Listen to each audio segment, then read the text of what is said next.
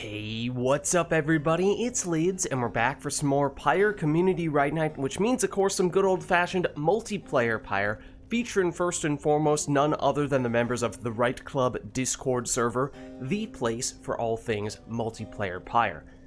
And if you're interested in getting more involved in multiplayer Pyre, then look no further, because you can join said Discord group by clicking on that link right there. But those of you in chat, you are not off the hook. No, because you see the red circle with the white L below chat. You click on that and you'll find all of the various requests that you can make today, including things ranging from selecting players' exiles, masteries, songs, arenas, even Titan Stars are all fair game. So, without further ado, let's hop into versus mode here. I'll set ourselves up with our default settings. I'll hop into Discord. There we are. But let me know if there's anyone who would like to get us started today. Or if there's anything setup-wise we want to do with our first match, although, generally speaking, I think it tends to work best if we establish first who's getting in here. But how's everybody doing? Lots of emotes, lots of log champs. You love to see it. You love to see it. Oh, Lilac with some special requests today, depending on who's playing. Oh dear, read into that however you will. Macaws, I don't know, I don't know, are you throwing the gauntlet at Murph's feet right now? Is that what's happening? Is that what we're seeing right now? I don't know. It's close. That might be what Macaws is. I mean, is that a challenge? Rotor may or may not be doing some PoE too, no worries, can hop in after the current map. Murph, Macaws, Rotor relatively soon. Straight up, okay, I mean, I didn't want to put words in your mouth, but I was just saying I was getting that vibe. I was getting that sense that that might be what was happening. So in that case, if that does work with you two, we could potentially start off with a Macaw-Smurf combo, and then maybe Rotor, we could get you in after that. How does that sound? Macaws and Papa Smurf trying to do some MLG gaming. Maybe keep things relatively simple request-wise so they can focus in on that stuff. And timing-wise, that works on your end, Rotor? Okay. Alright, so it seems like we have a bit of a plan in that case. Sounds like we'll start with Murph and Macaws. We'll get Rotor in a little bit later.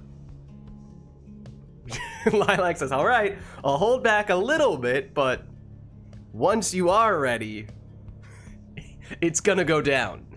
Whatever exactly it is that Lilac has schemed up, that remains to be seen. But let me get some invites out here so that we can get things started. Let's see. Murph and Macaws.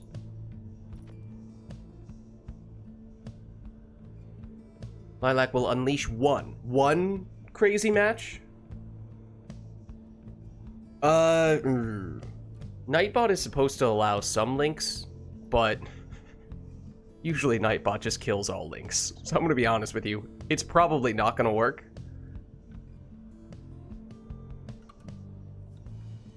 It didn't let me in. It like tried to open and then closed. Okay, let's see. Did that work for either of you? Neither. Uh-oh. Let's try this again.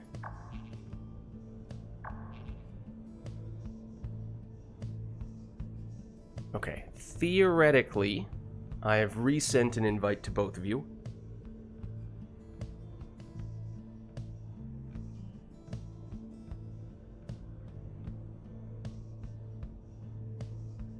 Oh, okay. Same thing. Yikes. Okay. We had a little bit of trouble last week with this. I forget what I think I just restarted Steam and that's what did it. Maybe I'll just do that real quick. One sec. Let me just see Starting Steam is the solution, then that's exciting for me. I've run into trouble with this myself when I'm hosting, but I've always like restarted my whole computer. I'm restarting Steam. It says it is updating Steam, so I am suspicious that that may have been the issue. I'm hopeful that that means that was also the solution, but we may be about to find out. Okay. Crossing every finger I own. I hope that's only the fingers on your hand, otherwise I'm a little concerned right now. Alright, let me resend you guys some invites, and hopefully now, post-Steam update, that will be a little bit better. That sounded encouraging. I hear noises. Yeah. That's all it is. It's just Steam needs to update. So it. Steam just wasn't ready for you two, I think is what that came down to. Yeah, I believe that. Alright, Note so to self. I don't know what side I'm on. My P1. I'm pressing L and R right now, which means I'm on player 2, I guess. okay. So it looks like, well, yeah, just let me know which teams you guys are interested in.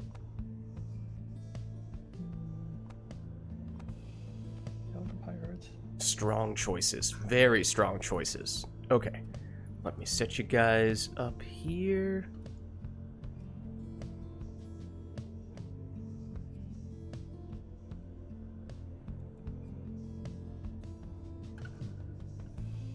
Oh, come on. Come on. There we go.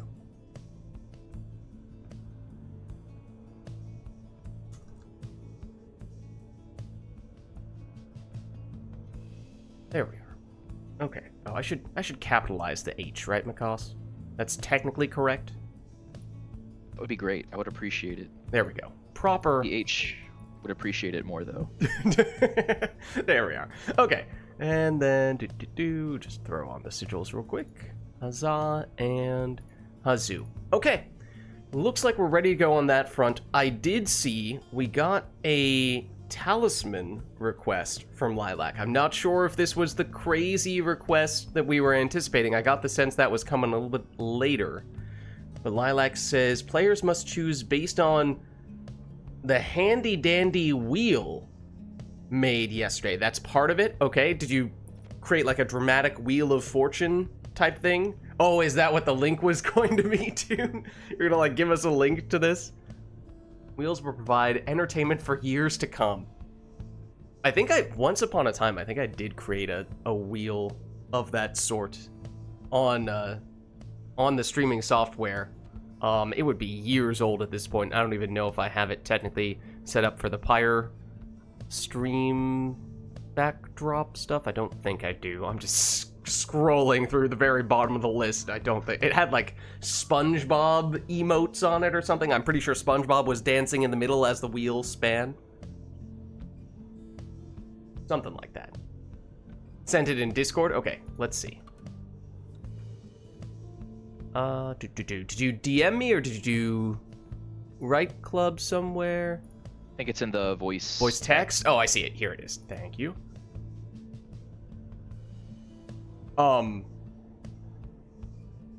What? I'm noticing a few oddities with this wheel.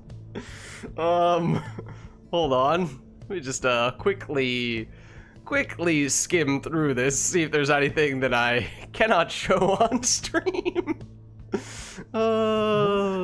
One moment.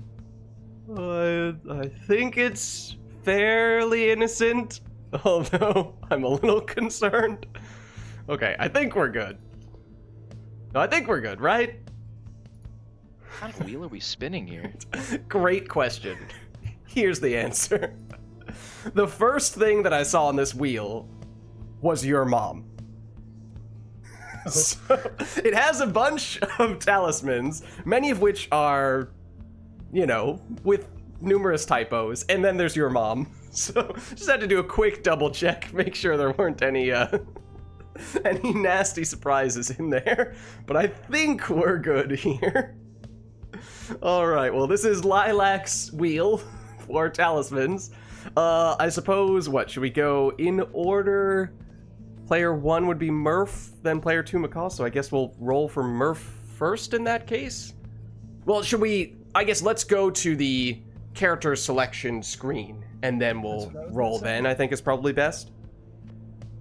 Roll for each character, that way we Yeah. play it. It's even more suspense. And order of operations wise, are we thinking the players choose first and then we roll the talisman, meaning they're just completely subject to whatever they get from the Wheel of Talismans? Or do they get to pick after they roll the talismans, in which case they can kind of adapt a little bit more? I would argue talisman after they pick character is more chaotic. Yeah, pick characters first. That would be my preference. It sounds like Lilac agrees, so I think that's the way we'll go then.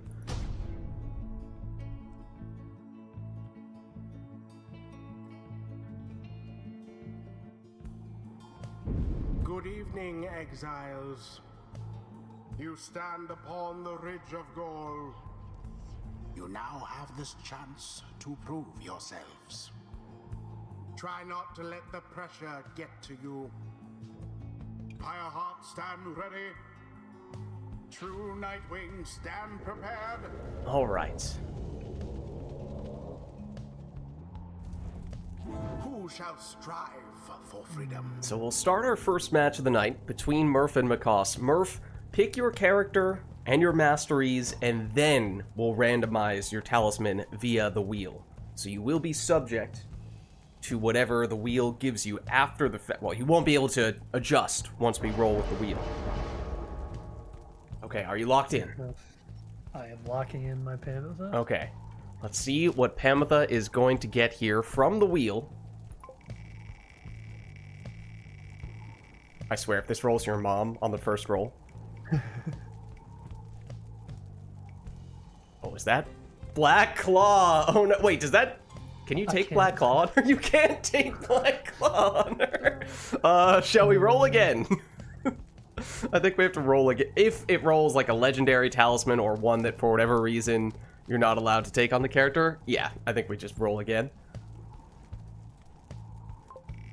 Saved. Okay. This time, now it's gonna be your mom. Oh my god, it almost did!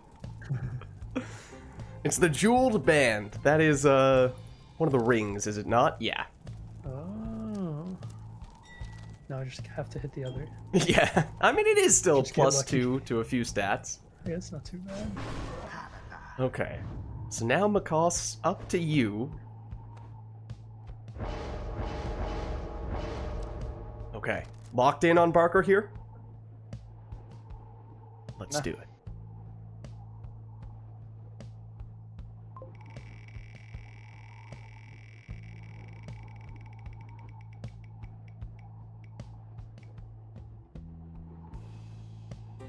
The mottled flask, not one we see people take very often. Imagine drunk Barker. It might be, yeah. Barker.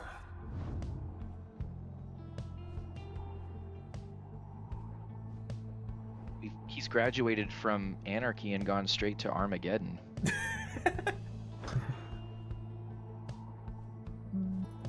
I'm curious, once we go through all of these picks, how much you guys think you've sort of prepared for the random talisman versus just taking things the way you would usually take them and ignored the random talisman factor. Trying to take a team that's not super reliant on the talismans, but I don't know how well that's going to be. Yeah, there may be more talismans than you realize, ones that just never really get selected. Well, let's roll for Tizo here. For Murph.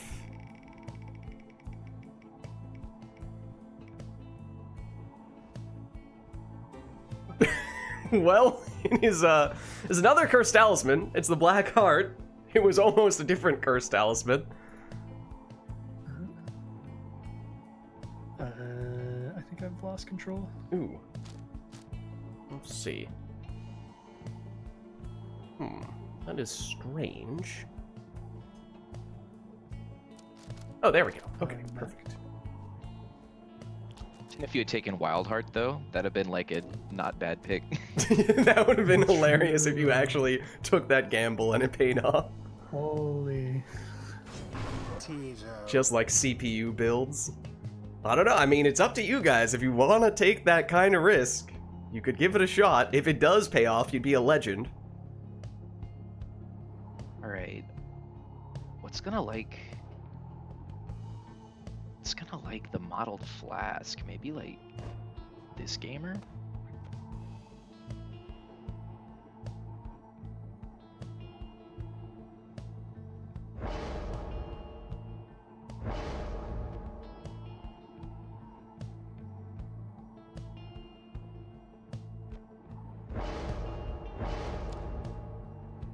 Okay, we locked in? Din. Okay, let's do it. What does Ignarius get?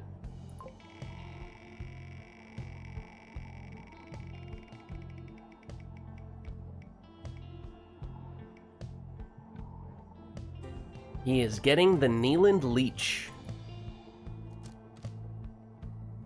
After banishing an adversary, the bearer has a chance to instantly... This is just the spam build, I guess. Ignarius. Alright, last choice now for Murph. I have no control again. I didn't even Pause. do anything last time. Yeah. Oh, it worked. For some reason, okay.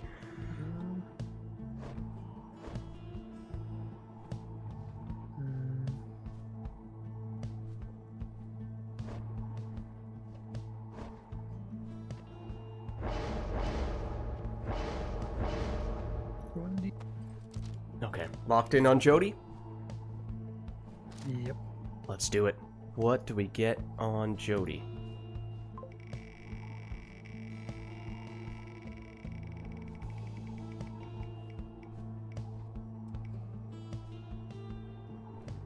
Canned Singularity. Interesting. Very interesting.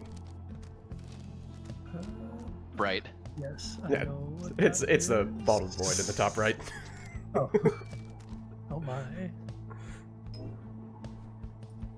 Okay. Okay. Last pick now. Coming from Macaws. Do you try to anticipate the random talisman? Can you possibly anticipate the random talisman?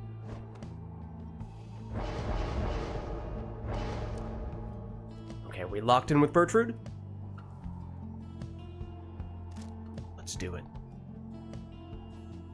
We've seen a bunch of either cursed talismans or very near cursed talismans. The previous one looked like it was about to turn into a Black Claw. What do we get this time?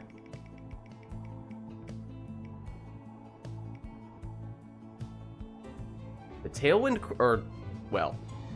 the Silwind Crest. Of course. Goes without saying. It is. Is that quickness?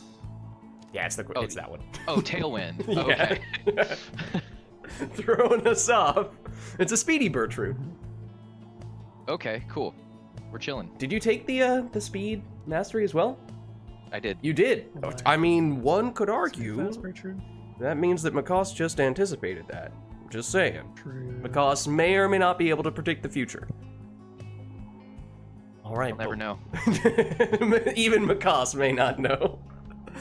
But without further ado, I believe we are ready, guys. Whenever you would like to get things started with our randomized talismans, courtesy of Lilac's Wheel. Thank you very much, Lilac. Send it. Send it. Bertrude. Let us begin.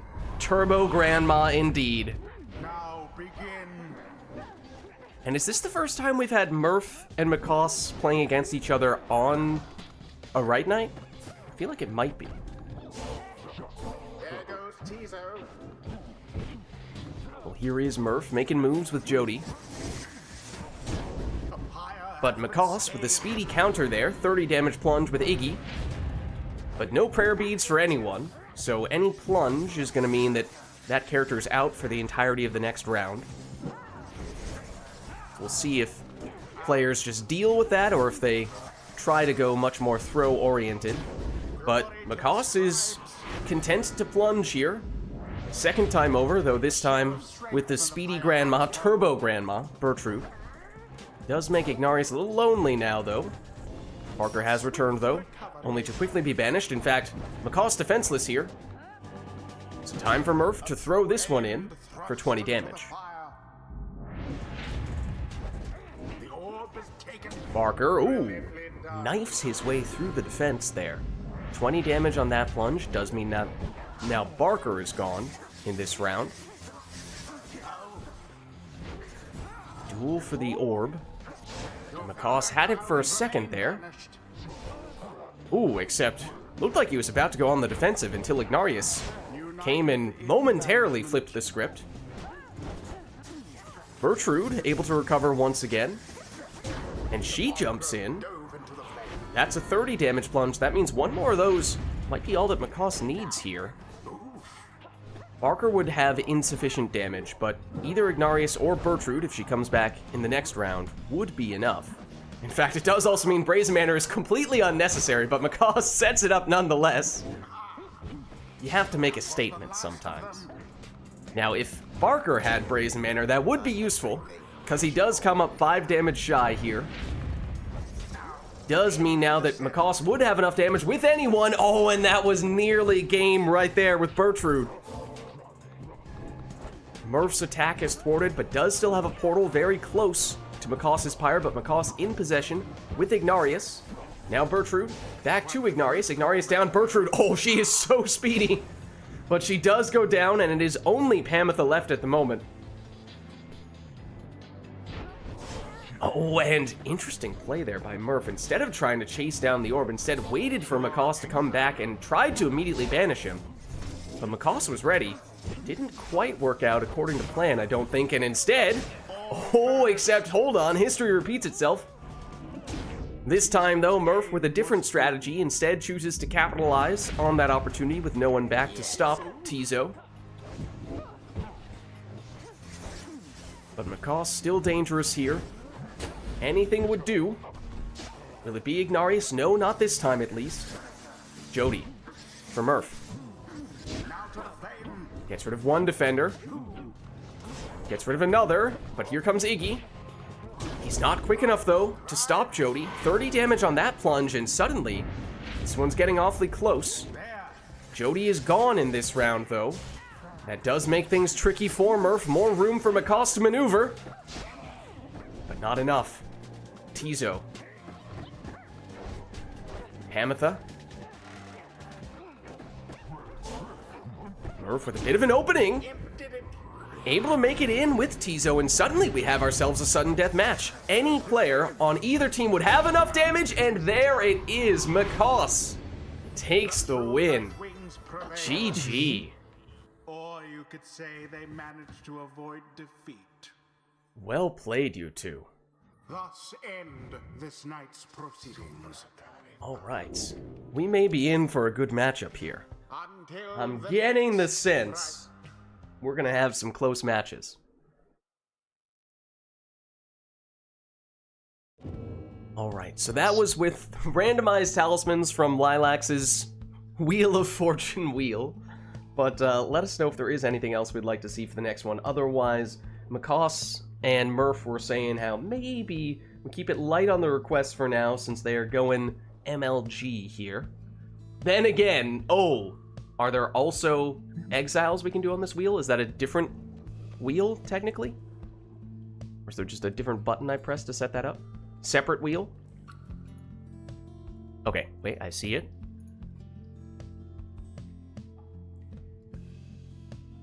There is also an exile. One moment while I check the names on this one. Oh, okay. There are... Your mom is still on there. Okay. No, that's understandable. I think we're good, though. I think everything is fine here. So it is an exile request for the wheel. So in this case, how do we approach this one? Stop spoiling it, I'm sorry.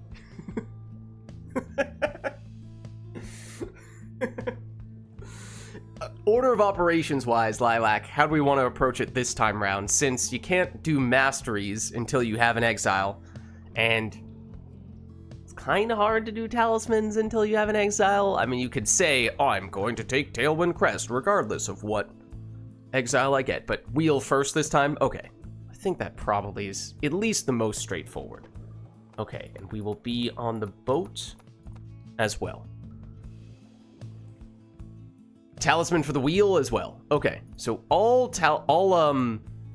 wheel stuff. Okay, I still have the talisman up. Talisman 1 is up as well. Okay, so if you guys are ready, it's functionally random exiles and random talismans on the boat. Regularly implement the wheels. We shall see. It's a Hot Wheels kind of day today, apparently. The true Nightwings. Alright, so I guess the one thing that players do have control over is the masteries. But otherwise, we're rolling probably exile first, then talisman. Okay, so here is the first exile roll for Murph. And I assume, well, yeah, they're going to have to go in order, I suppose. So this will be the lead-off for Murph.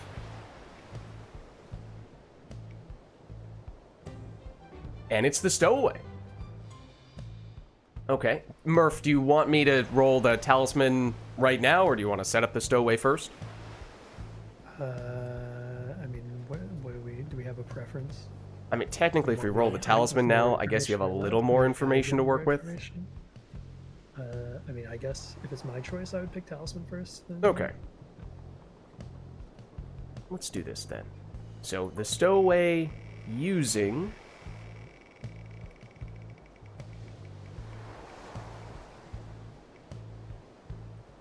almost landed on prayer beads, but it is Fairy Spirit. Stowaway Fairy Spirit in the first spot for Murph.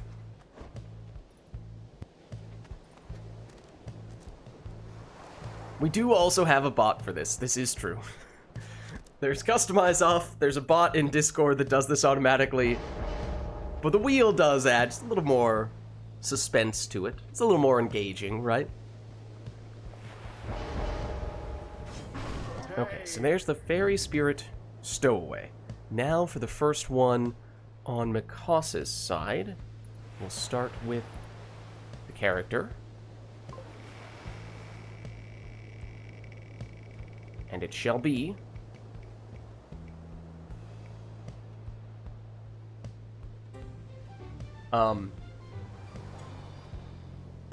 Is that Pamitha? Wheel has... I have seen one or two names that are a little unusual. I don't believe there is a character named this. Is this Pamitha, I assume?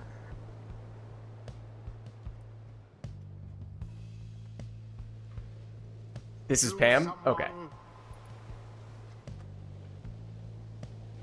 So then, Pamitha with...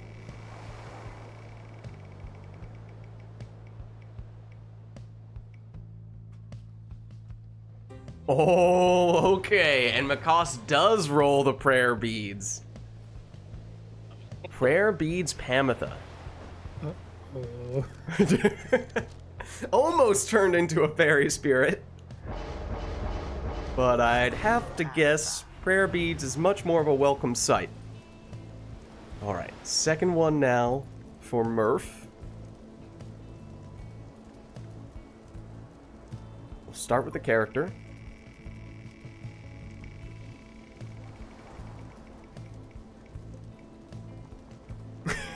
And, you see, one thing I did notice almost immediately on the wheel was that, you see, there are multiple entries for the stowaway.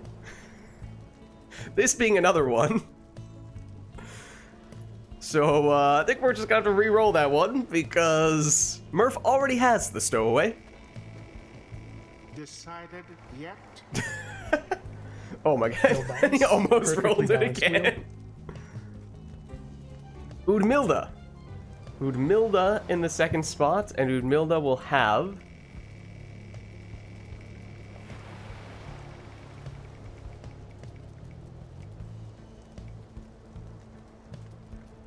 The Flame Leech.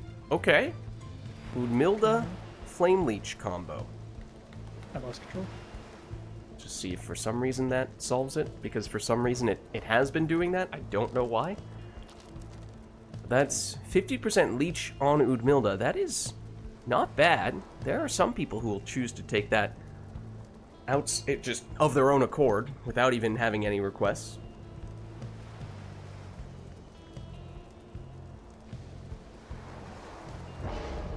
It is in fact 49 degrees, yes. Fahrenheit. Alright. Next up, Makos, who I think it is fair to say got fairly lucky on the first one. May have won out on the RNG war that time. We'll see what happens this time round, though. Law of averages, does it kick in? Well, it's Deluge. Whether that's a good thing or a bad thing, we'll have to see. He will be using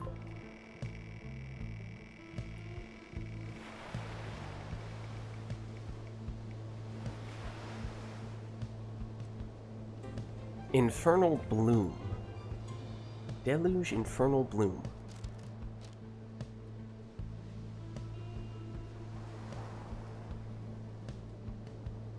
I don't know if I've ever seen someone take this talisman on a worm. I'm going to be upfront with you. Yeah. I'm interested. I mean, could be that we're about to discover something amazing. Not great on the boat, unfortunately. Oh yeah, if it were 49 degrees Celsius, that would be concerning. Just give him bigger slashes then, so we can make more explosions. Alright, last one here for Murph, at least. Start with the character.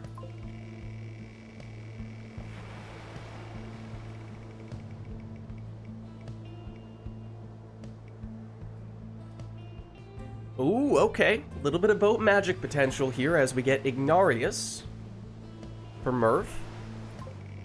Ignarius will be using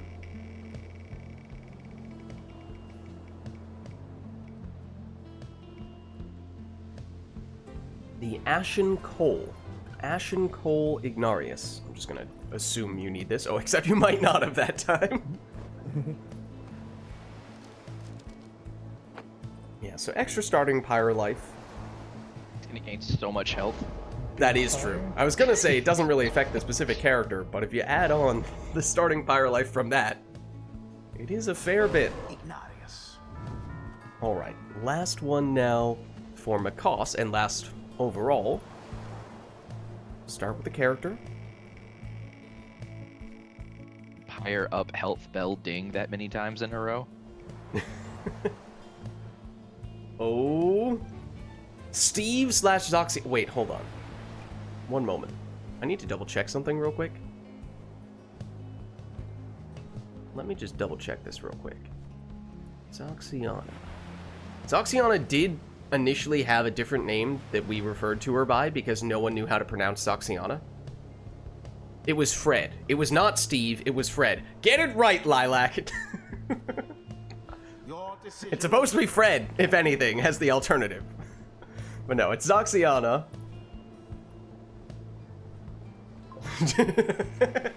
More accuracy! Zoxiana with the Living Flame, Fredsiana. Either Zoxiana, Fredsiana, or Fred. Exactly. Living Flame, Zoxiana. Oh, that's a second harp. Makos is loading up on the harps here. Flame. That's Righteous Flame. Pardon me. It's gonna be a tough ask Alright. to get that bonus damage. Oh, with the extra starting Pyre life that Murph is rocking, that's a good point. Oh, hold on. Screen is frozen on my end. Give me just a second here. Thank you for catching that. 1 second.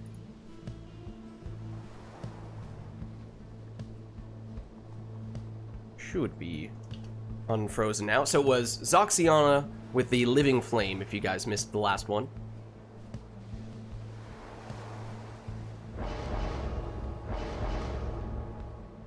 But it said Steve space Zoxiana or something like that. Wrong name. Wrong name for Zoxiana. But it's okay. We've been through that. We will correct that. Okay. Are we good to go? What is practically fully randomized teams here on either side. Up to you guys. Well, we'll see who was luckier. I suppose we can judge based on the result of this match, but I'm sure both players have their opinions on that front. But if you guys are ready, Exile, let us begin. now begin. So, double harp on Makos's side. We would have seen double savage, double stowaway for Murph if it were possible, but can't do that. And it is one of those harps getting us started. In fact, it was the prayer beads harp for Makos, but here is the answer from Murph. And remember, Murph has all that starting Pyre life. Also, there was an Easter egg on top of the orb there, so infinite stamina is a little bonus for Makos. Once again, able to plunge with the prayer beads harp. So Makos still at full strength, From burning flame, but Murph still able to answer.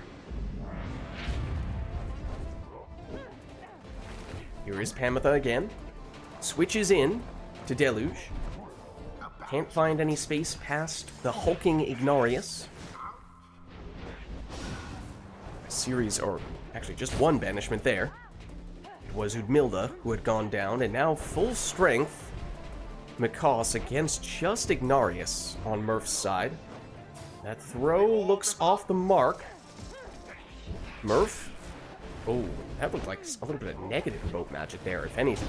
she soared right in. Makos, however, able to plunge once again with the harp, and once again it is the prayer beads harp. Makos doing a very good job of focusing on that exile, but Murph continuously scoring with the stowaway. They are worth 20 points apiece, and because Murph has that extra starting Pyre life, if they're just trading scores, Murph would win that duel. But Murph now embracing the boat magic a little bit more with Ignarius, and those scores are worth more, of course. 30 damage there means one more is likely all that Murph would need, but Murph is now Ignarius-less. It means a little more space for Makos to throw this one in. The orb. Here comes the stowaway again, and plunges in for the win. The Pyre hearts prevail. GG. It was as though the scribes themselves stood by their side. Well played, you two. The rite is ended. All right. Well, let's head on back then. Until the next rite. And we've had a little bit of a taste of the randomizer via the wheels. Let us know, chat, if there is anything we would like to see for the next one, or if we'd like to leave this one up to the players to take whatever they'd like.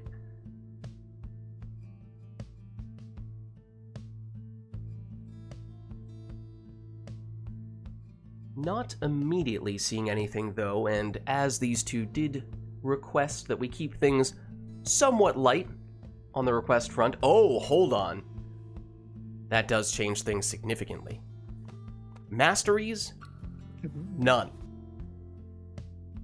And then also exiles from the wheel and the glade. Okay, no, I thought chat was gonna be merciful. I spoke way too soon. What? Wait. Hold on. And all cursed talismans? Okay, I spoke way too soon. They were trying to make this as devious as possible. So brace yourselves. This one could get painful. Okay, let me just make sure I've got all this straight. So, no masteries. Okay, we have that set up. We'll do exiles from the wheel. We're on the glade, and I guess you guys are picking the talismans. It's just that they have to be cursed talismans. These are not light requests, no. Definitely not. Iroder is volunteering to shoulder this burden. Ironer is willing to sacrifice himself and take these requests so that you guys can have a match with no requests. Ironer, that is very noble of you. Does that work for you guys, Murph and McCoss? At least a couple. Maybe we take a little bit of a break from the chaos, at least for a moment. Yeah, I don't mind I'm it curious to sometimes, play but like, the triple curse talisman. I thought we were about to get a break for this one. All right, so we'll put a bookmark in those requests. Ironer has volunteered nobly to take those on, but at least for this one, we'll leave it up to Murph and McCoss. Exactly, Frost King. Exactly. The Pyre hearts shall now face the true Nightwing. Okay, so this one is up to the players. No requests in that case. Who shall conduct See how much their teams deviate from what we saw from the randomizer. Of course, we saw double stowaway from the randomizer for Murph last time, and maybe this is the second stowaway in that case. And I feel like we did see a lot of Ignarius as well. Might have been one on Murph's side and then one on McCoss's side. I forget who exactly had him, but I think we got 2 Iggy's total. Ignatius? Taking the ring as well, okay.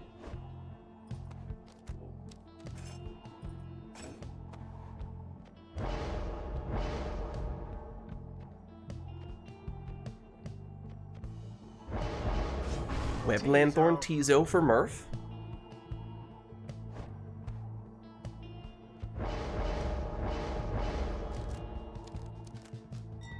Oh. McCoss might be making a bit of a statement there. Interpret that however you will. Jody with the other ring.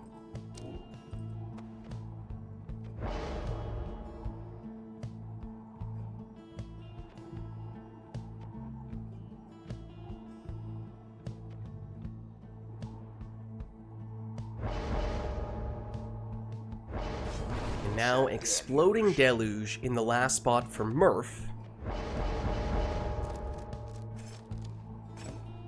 Fox Falco says, haven't seen anyone take Headwind yet. Is he weaker than the other characters? He's the same as the other Nomads, but I guess Nomads are not in style, at least not with either of these 2 players right now. No, a couple teams that can run a nomad, but I'm just not very good with it. Not this time, at least. It was Pamitha in the last spot for McCoss. Of course, we saw the randomizer give McCoss a Prayer Beads Pamitha very mercifully in the previous match, which maybe this just confirms McCoss's eyes probably lit up when he saw his good fortune there. Here's Jody. She goes down, but here's Pamitha. McCoss still in possession, still in the driver's seat as he plunges here for 20. But, well, actually, did take Prayer Beads on Pamitha, so it is exactly the setup that McCoss got in the previous match. He goes back to it here, and as we saw, it did work in the first round, and then switches in, using the Harp Salute to get the Demon in an attacking position for the extra 10 damage the Demons have. 30 rather than the 20 damage Harp Plunge, and looking to set that up again, but just misses the mark there. McCoss does, and McCoss defenseless, so time for the stowaway to throw that one in for Murph. Iggy has that infinite stamina, courtesy of the ring at the beginning of the round at least. Does make him a little scary with that infinite stamina demon speed. It is a sight to behold, but Murph able to weather the storm, makes it in there with the stowaway, and she does have prayer beads. So both players making sure to capitalize on what is one of the best talismans, of course, and some black magic jumps from the stowaway. But McCoss wasn't fooled. That throw, does it have enough on it? No, it's slightly short. Murph gets the rebound, but that throw is short as well. McCoss, though, collects it. Isn't able to plunge, though. Opportunity, perhaps, for Murph. Another uncontested throw from the stowaway. Good for the full 20. The infinite stamina demon just showing how powerful that can be. It does, however, mean no Iggy in this round after he plunged, so just Pamitha for Macoss, at least at the moment. And that's all Macoss needs. GG. GG. Well played. And what a crushing victory it was. Well played, you two. The ceremony is complete. Let's head on back. Etend, how's it going? Thanks for stopping by. We'll circle on back here. Until Let us the know, chat, stars align. if there is anything we would like to see for the next one. Of course, last time we saw what we thought was going to be no requests, then turned into seemingly every possible request. Ironer volunteered to take a deferred round with all of those challenges so as to let Murph and Macoss take on a normal match. So, I don't know how many of those types of things we can defer, but we were just talking about, you know, maybe give Murph and Macoss a little bit of time with a match or two with just them taking whatever they'd like, so we could potentially go with another one of those here. Dinner calls? No worries. No worries. Enjoy your dinner. Do we have anything we're looking for on this one between Murph and Macoss, or are we thinking this time we will, from the onset, just let them go with whatever? Yeah, bring back some food. Alright, it seems like maybe... Okay, Lilac says this time I choose Mercy. I was about to say, maybe this time I'll just press the commence button before chat has the time to scheme something else up. So this one will once again be up to the players. This time at the Nest of Triesta. An arena that can sometimes influence the teams that players choose. Those pits of lava can be a factor. And so Murph goes with the Titan Tooth Pamitha.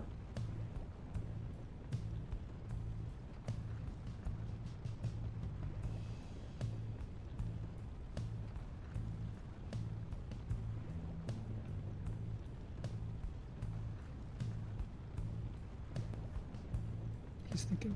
He knows what's coming. Oh, okay. The gears are turning. He knows that I only know one team. Titan Tooth family. I clicked in just to make sure that it was still tabbed into the game. I wasn't sure. Good. I had grand ambitions, and then he picked the bird with the tooth, and now I have to, like, respect it. Just choose. Easy, Logan Cunningham. We're choosing.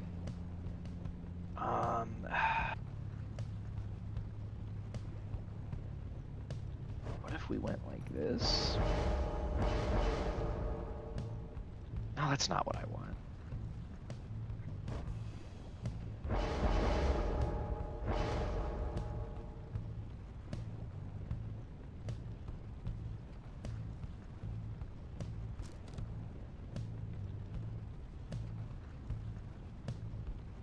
You know what? YOLO. Oh?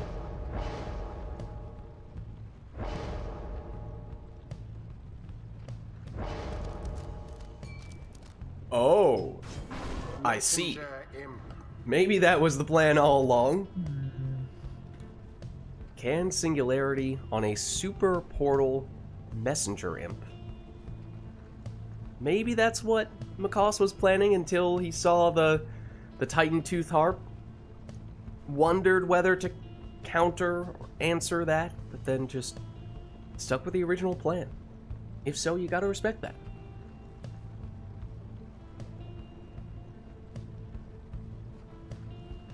Headwind for Fox Falco, but I don't. That's like true. Headwind in this matchup. Headwind was talking about, or Fox Falco was talking about how Headwind has not had a showing yet today. Thus far, that remains the case, as that's a speedy Jodariel. Next time. Always next time. Headwind always a bridesmaid, never a bride.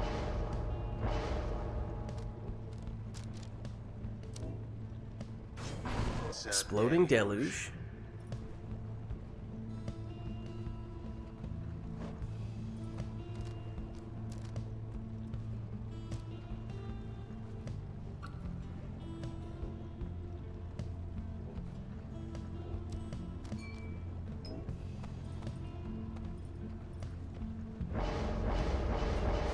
and a Super Portal Typhoon Bottle Tizo in the last spot for Murph.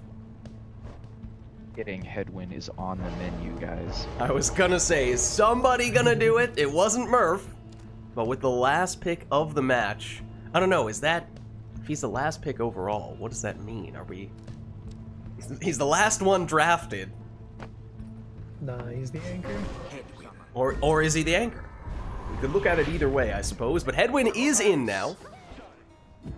And here we go. I suspect with both people taking super portals, this will be a very portal-centric match, so keep an eye out for where those portals are at any given point in time. Jody, for Murph, goes down here, but there's the Typhoon Bottle activating at least for a moment. Portals do help against Typhoon Bottle, less so with the super portals, because you can't sprint with the Typhoon Bottle active, but if the portal takes you right next to the opposing Pyre, then you might not need to sprint in that case.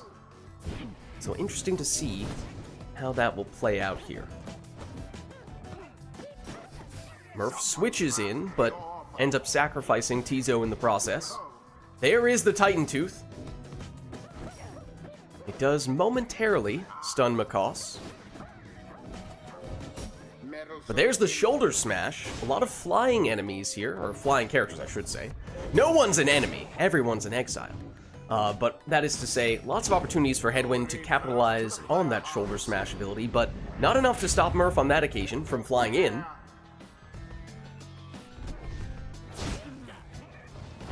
How very sad for the Pyre. And there is the Typhoon Bottle activating again, and Headwind with a lot of ground to cover. Deluge is faster, but he's... Oh! Sneaks in a throw there. Looked like Makos was just going to come up a split second too slow there on the plunge, but a little curveball at the last second. I did not see it coming. And there is the Typhoon Bottle. The can Singularity also causing a little bit of chaos, especially with that Super Portal setup. I have to imagine that is something that Makos was planning to feature as one of the main aspects of this team composition, one of the main focal points. The Typhoon Bottle is slowing him down, as is the Titan Tooth, stunning him, giving enough time for Murph to at least maneuver around that one last defender. Messenger and Tizo facing off. Everyone down on Murph's side, but as we've seen several times already, that's not necessarily a good thing, as it does at least temporarily slow Makos down, but Makos able to switch the field to the other side, create enough space to plunge in with Messenger Imp.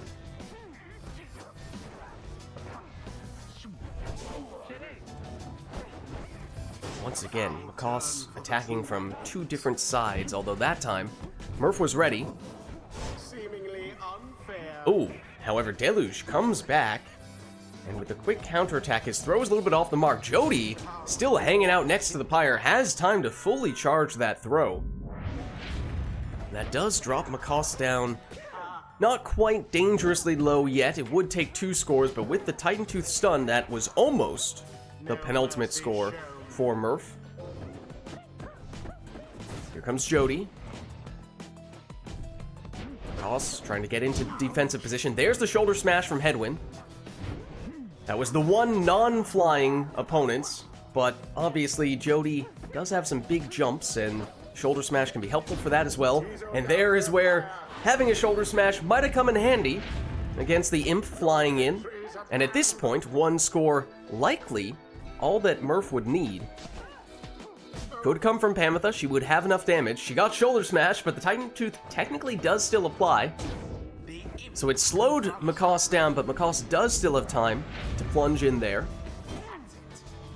It means no Messenger Imp in this round, and I don't believe Makos has any leech. Sometimes Headwind has it from the Masteries. If you go all the way down on the left side, I don't recall as to whether Makos chose to do that. The Titan Tooth once again slowing Makos down from what would otherwise have been a little bit of a window there. Tizo. The temporary infinite stamina from those super portals. Looping around, goes with the throw, banishes Headwind, banishes almost everyone. Very dangerous portal, but with the one remaining exile, McCall's able to fend off Murph, at least temporarily. The orb is up.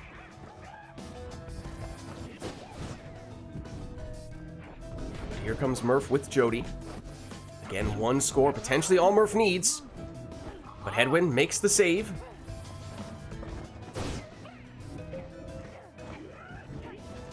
Ooh, and McCall speedy there with Siege Chance active. Gets some bonus damage on that throw. 25 from Deluge. McCall still with some work to do, but working his way toward a comeback.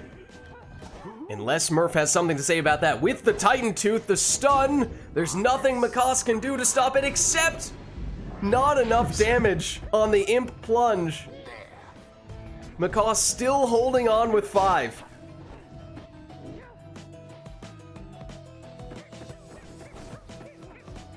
Murph, with Pamitha this time, gets the stamina back. Had the threat of the Titan Tooth. But McCoss was up for the challenge. Oh, and McCoss fakes one way, goes the other, gets a 15 damage plunge. Chipping away at Murph's Pyre life. Still would need at least 2, honestly, possibly even 3 scores. Oh, and Murph, very close that time as well, but Jody did get banished in the process. Here's Tizo. He goes down, sets up a somewhat dangerous portal, though.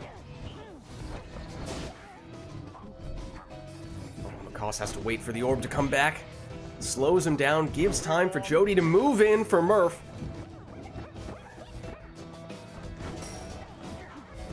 Deluge off to the races. Oh, he gets pushed off the mark. Now to the flame. Oh, portal created. Jody capitalizes and seizes the opportunity to take the win. Perhaps they do deserve their freedom. GG. The rite is done. Well played, you two. All right, well, let's head on back. Until the stars align.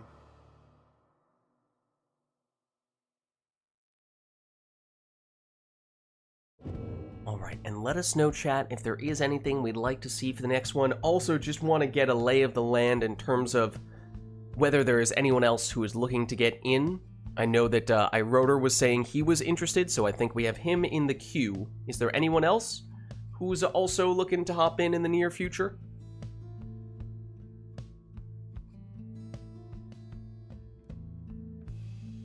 Basically, are we anticipating a single switch to get iRotor in, or might we have a double switch forthcoming? In the meantime, though, of course, if there is anything we'd like to see between these two, let us know.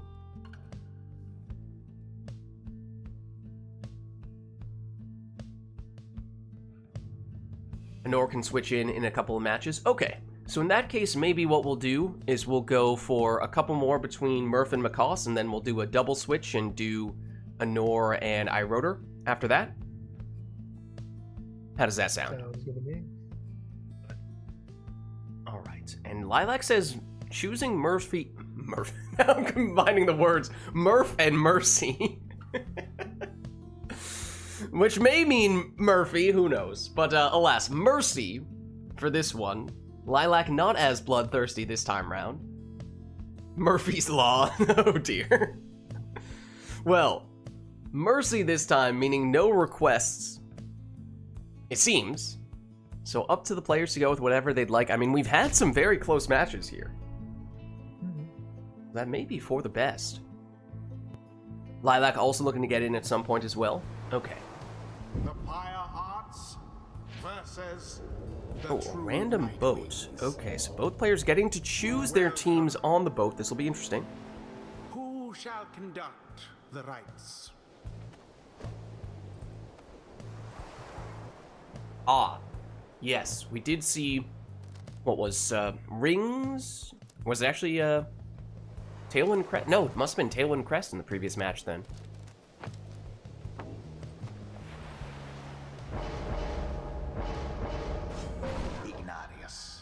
So instead, Murph goes with Ignarius here.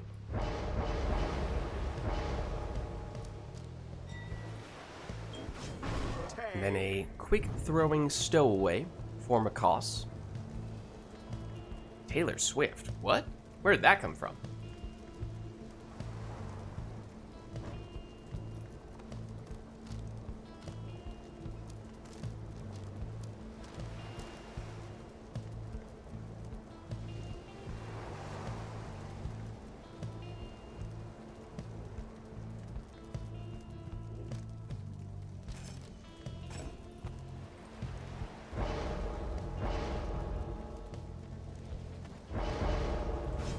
Speedy Tizo in the second spot for Murph.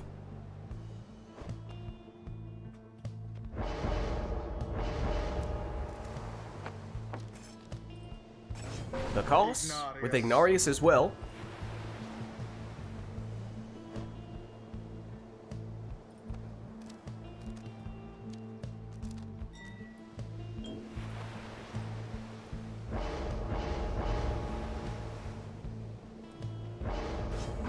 Double demon for Murph, going with Vizpaleth in that last spot.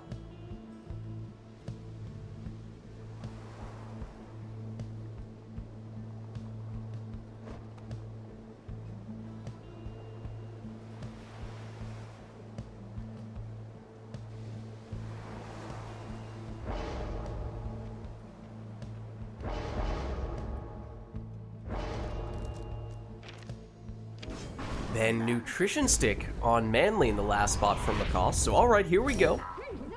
A boat showdown between these two with several demons. So we may see our fair share of boat magic here. Keep your eyes peeled, as it is one of those demons getting us started with a 30 damage plunge. That was Iroder for Makos. Iroder for Makos. The flame is stricken. It's Iroder for Makos. No, it was Ignarius for Makos. Iroder is now a playable character, apparently. Oh dear. The throw, it's quick. It's 15 damage. Just checking to see if Iroder's paying attention, you know? Meanwhile, Iroder's probably playing Path of Exile 2, and he's like, what? Why is Lid saying my name? Well, here is Iroder plunging for 30 again. But with no Ignarius in this round, a little bit more room for Murph to plunge here for 30.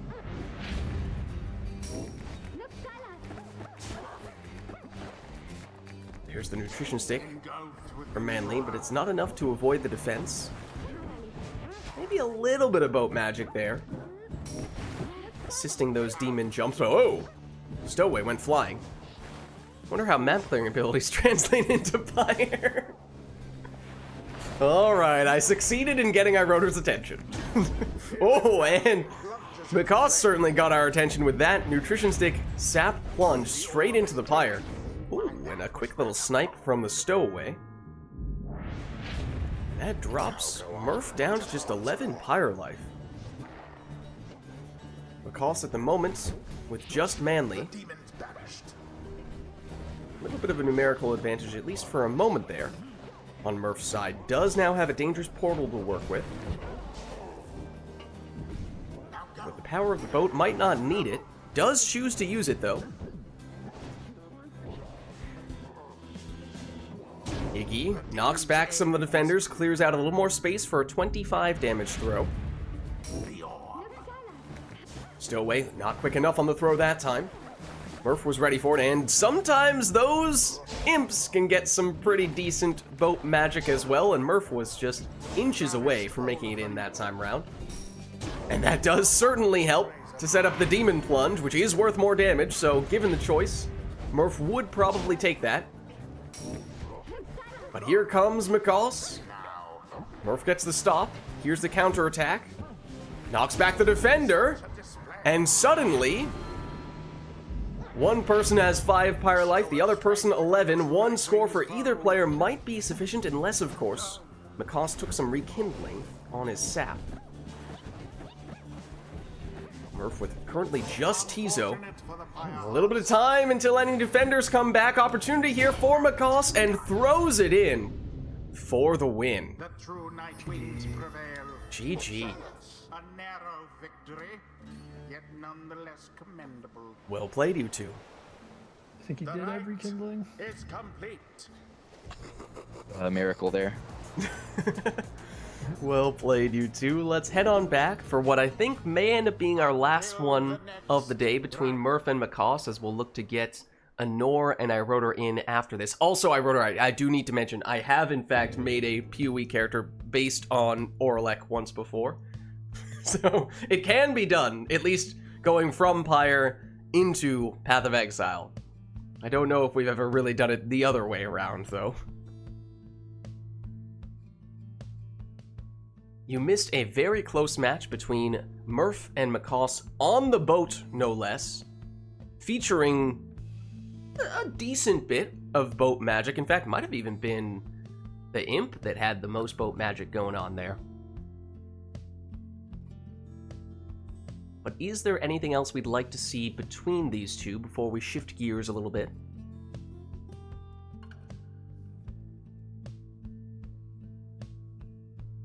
Not seeing anything at the moment. Oh, except I spoke too soon. A different kind of randomizer, as this time it'll be customized off, so that will be randomized exiles, masteries, and talismans, but this time we will not see any of that stuff in advance. We're just going to get thrown straight into the action, and it'll be a little bit of a guessing game in that way.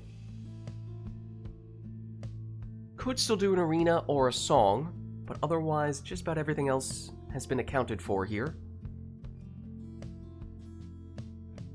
But seeing nothing else, let's get started. Okay, so what will we end up with these randomized teams? The Pyre Hearts Ooh, okay, Pit of Malith, Fun Arena, fittingly, a Crone, believe that's a Savage, and a Demon for Murph.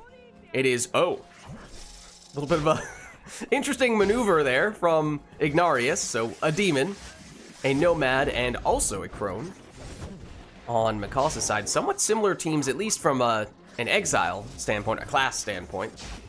But Masteries and Talismans, we'll have to see on that front how much they differ. And obviously, playstyle and execution, see what approach people take, as here is Murph, getting off to a quick start with a 20 damage throw.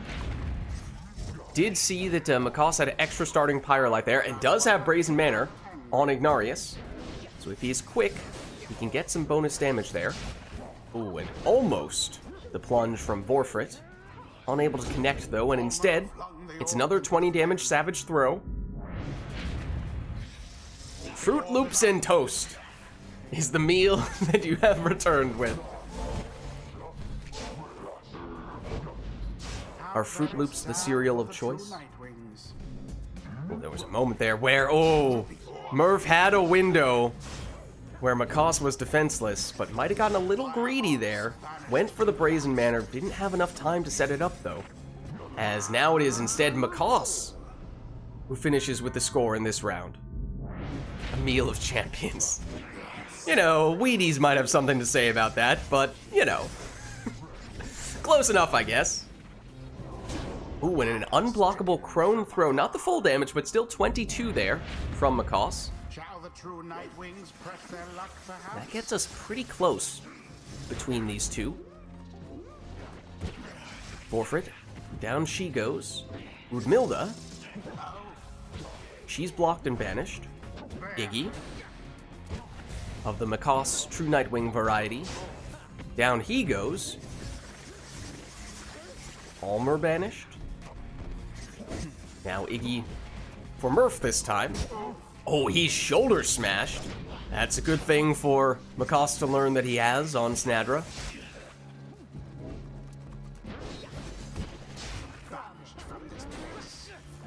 Oh, and Goal's Bracer on Snadra as well. That is a very good random Snadra build for Macaws. Oh my goodness, what just happened with Snadra? She got a pinball banishment. All of the true night wings gone. And yet somehow it is Macaws who's defenseless here. The throw is a little bit short though.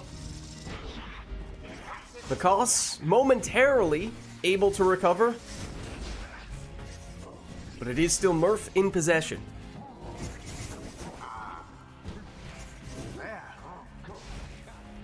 Macaws sets up the Brazen Manor. Can he capitalize on it, though? Easier said than done. Down he goes. Ulmer, a little bit of off-the-wall action. Wasn't enough to fool Macaws, though. Oh, and then a 360 cast from Udmilda. Ignarius takes out the opposing Ignarius. Snadra returns just in time to intercept, but down she goes. Just a flurry of banishments here, back and forth. But who can gain control in this situation? Ulmer against Snadra, but the shoulder smash comes back and gets rid of Ulmer. Big power cast from Snadra.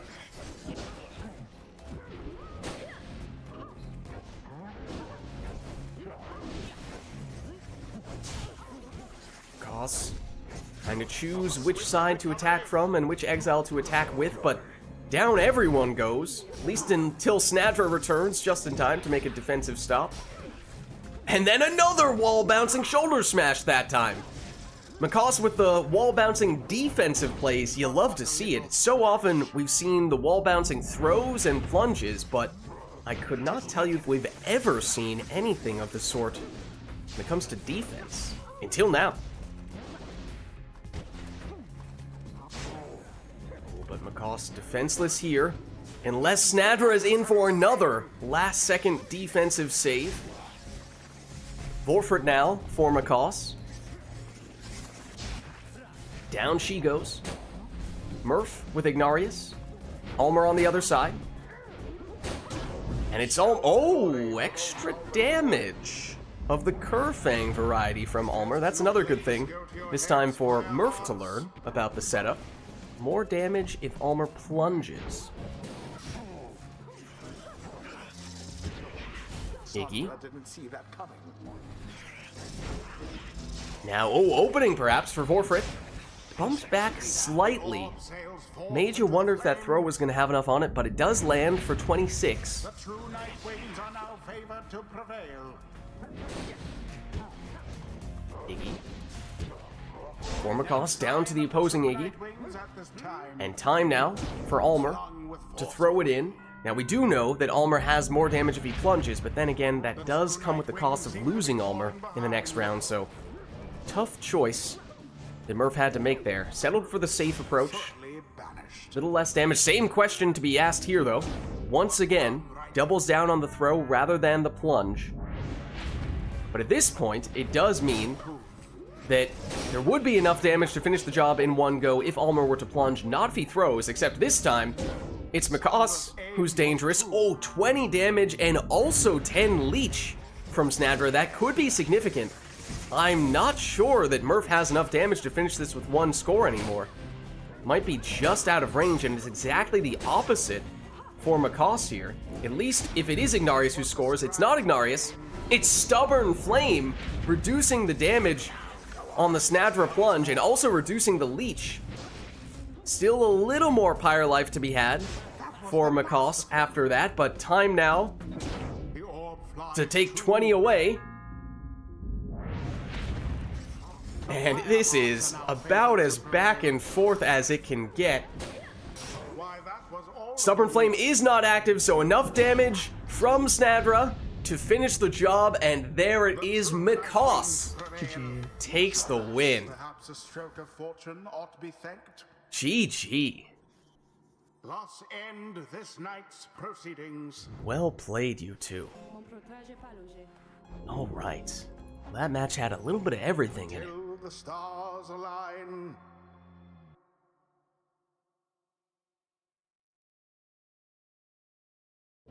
And if it still works for you guys, then this may be the time where we make that switch onto Iroder and Anor. Absolutely. Thanks for hosting. Yeah. GG's, guys. Great matches. Thanks for stopping by. Good to have you both. I will free you both from Steam Remote Play, but I'll catch you guys later. See ya.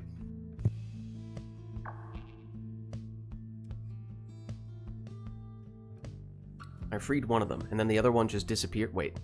Someone is still stuck in remote play. Where? Maybe they left of their own accord? Who was it? Are you still in? Hold on. There we go. Murph! You're free as well. Don't worry. Alright. Well, if Anor and Iroder are good to go, we can get you in now. We did have that deferred request that honestly we're gonna have to remind me exactly what it included, because it included a whole bunch of stuff. I don't know if I mean, it might make sense just to do it with the very first one, so we check it off, don't forget about it, and then we don't get confused if we get other requests in the meantime. Oh, what order are we doing all the requests in, and what have you, so it might make the most sense to lead off with that one. Logistically, at least. I think it would be the simplest. Iroder is ready. Let me get you an invite. And Anor, are you ready to go as well? I think Anor has... You're up? Okay. Perfect. Invite headed your way as well.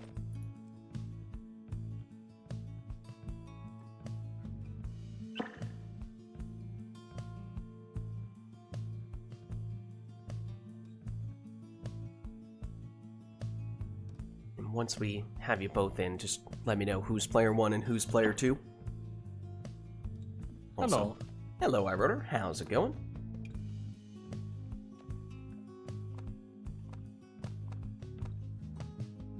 I'm player 2. That's you on player 2, Iroder? Okay. Yes.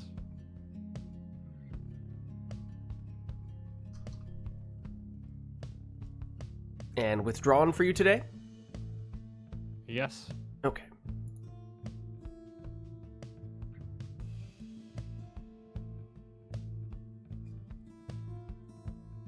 Anor's player 3, as in she cannot move anything.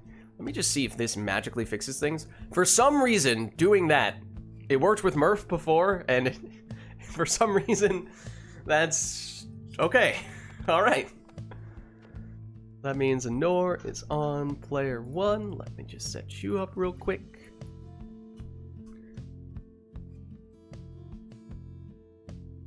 Take you off the Pyre Hearts, put you on the Night Wings. Okay. Oh. Huh? I just replugged. Oh, okay. Still player 2, though? Okay. So we did have that big series of requests from Lilac that we were holding on to in the queue. Hold on, I'm just circling back to it. I think just to make it so we don't forget about it. Glade, no masteries, and real exiled. Blade, no masteries, cursed talismans, wheel for the exiles. That was the last part? Yes. Okay. And the herald is the song.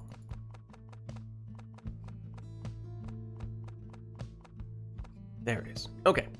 So why don't we get into the setup screen itself, and then we'll break out the wheel.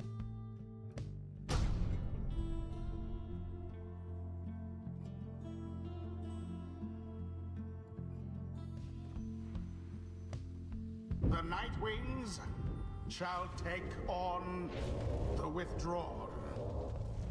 Welcome. Okay. Let me, speaking of which, Who shall conduct the rites? get the wheel going here. Let's see, this is the one we're looking for. Okay, so this will be for Anor's first exile. There's about a 50% chance this gives you the stowaway. But no, it's Volfred. Okay, interesting.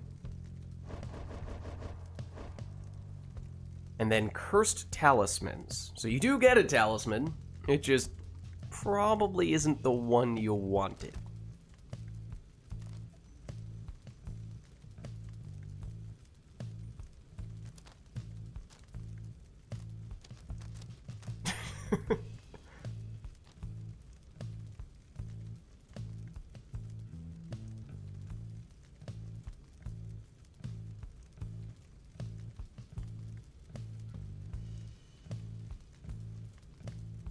Oh.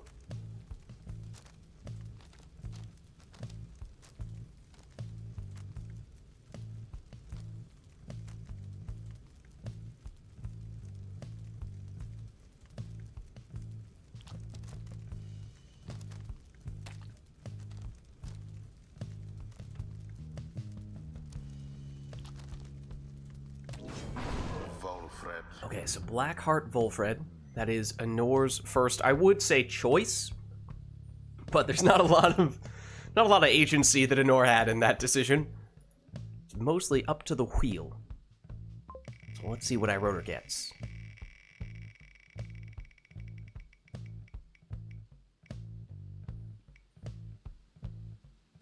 Iroder gets the 50% chance to land on the stowaway. Okay.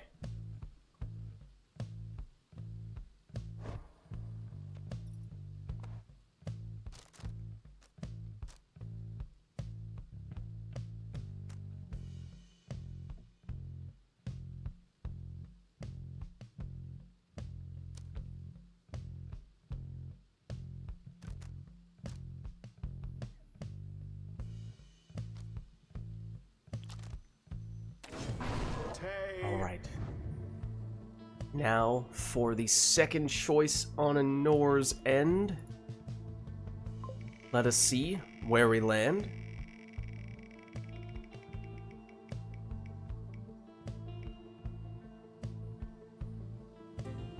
Ignarius is the second choice for Anor.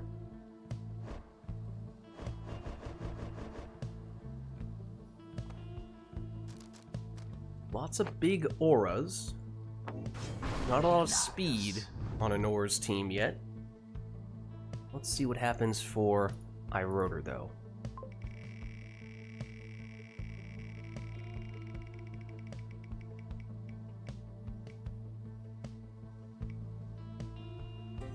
Lady River. So perhaps exactly the opposite thing on Iroder's side.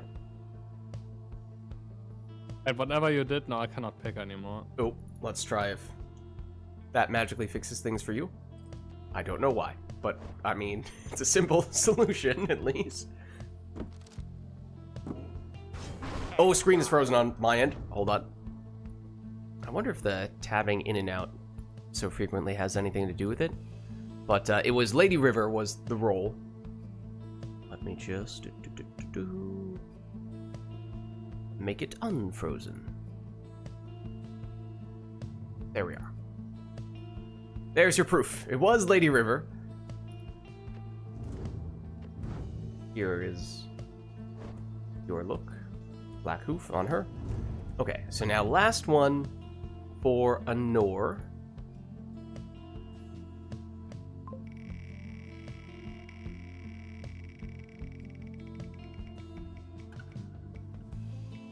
Anytime. It's Dalbert is the last choice for Anor. Well, that does give her the speedy character we were saying she did not previously have. Dalbert. Okay. Now last one for Iroder.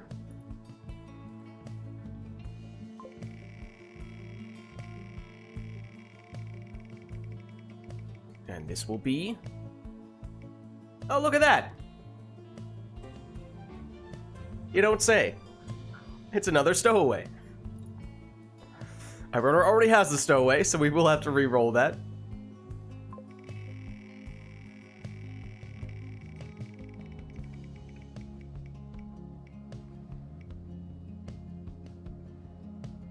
Alright, it is Promethea instead, which we have established is Pamitha.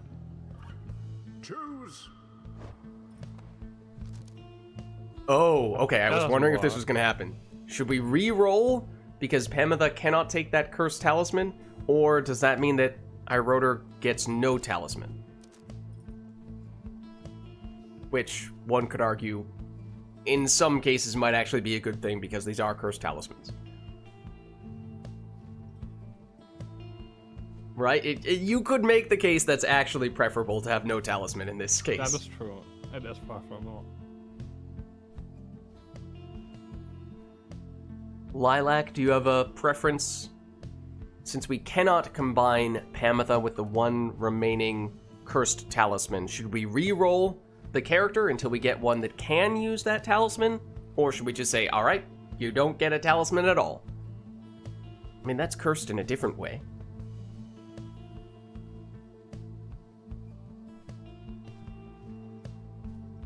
Lilac is deliberating. No talisman. No talisman for Pamitha is the answer. Okay. Well, there we go. A very cursed setup in a variety of ways. And our first matchup of the day between Anor and Iroter. Of course, each team has one character who can't... Wait, which is the one that Iroter did not end up with? Because I was about to say, each person has someone who cannot pick up the orb with the black hoof. But I forget which one it is that you can't take with the harps. I think it is the black hoof. So I suppose that means that Iroter actually can pick up the orb with all of his characters. So maybe it is an advantage in that way, as here is Iroter, plunging for 20. Of course, no prayer beads. That is not a cursed talisman, not by any stretch, so any plunge.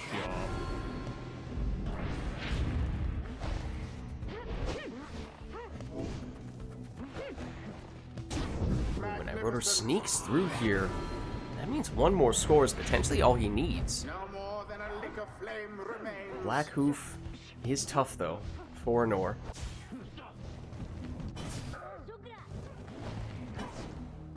Here's Iggy. Nor does have certainly the biggest auras in this match. That's not enough to protect Ignarius, at least not that time.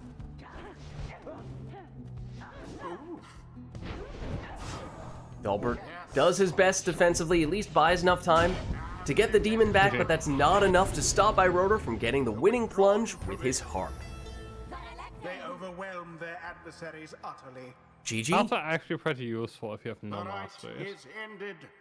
Yeah, I still think that harps are by far the best no mastery exile. Yeah, the one was absolutely useless. Being able to pick up the orb. Till the next rite. Alright, well let us know, chat, if there's anything else we'd like to do for the next one. Of course, that was a very cursed match. So, these two have yet to be able to do a quote-unquote normal match, so up to you as to what direction we go in Sorry, here. I'm not direct you into this.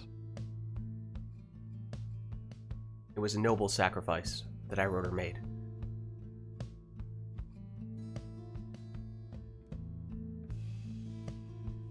And Anor did kind of just happen into it, but that's okay. Hopefully that's fine, and maybe for this one, since I'm not... Okay, there we go. No problem. Not seeing any requests immediately from chat, so maybe we'll just hop in here, give you guys a chance to take whatever you'd like on this one. Especially given how crazy that previous one was. The Night Wings shall confront the withdrawn. Craziness of a different variety. Welcome. Who shall conduct the rites? True. True.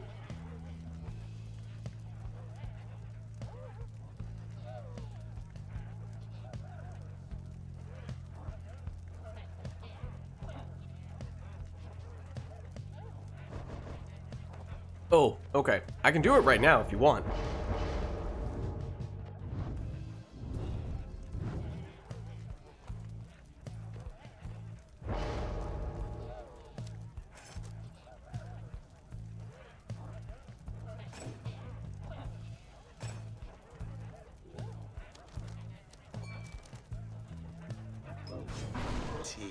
Oh.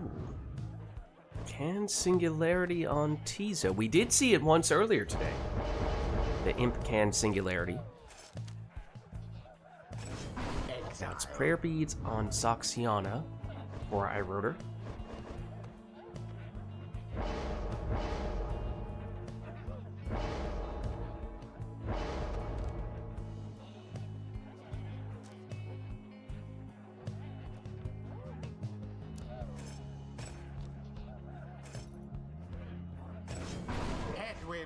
headwind in the second spot for Anor.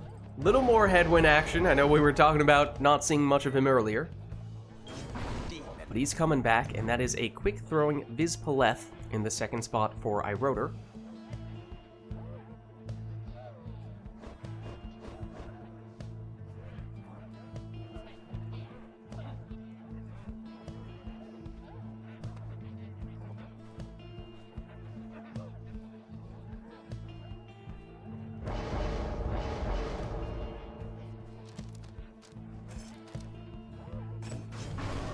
Prayer Beads Pamitha is the final choice for Anor.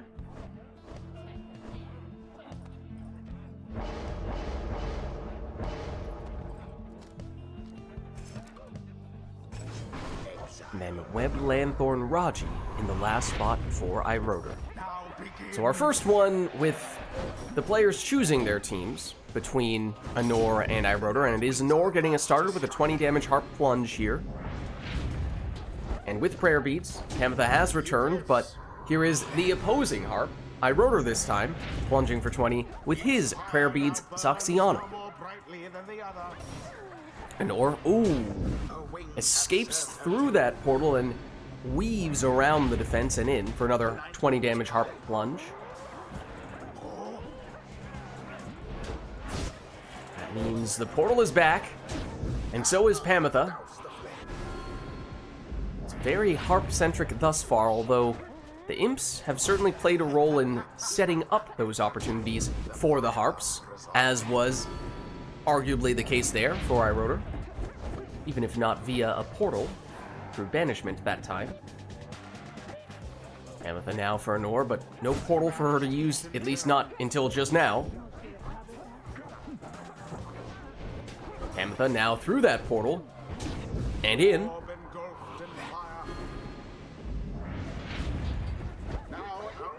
Now perhaps Iroder's turn for a Harp Plunge, unless Anor has something to say about that.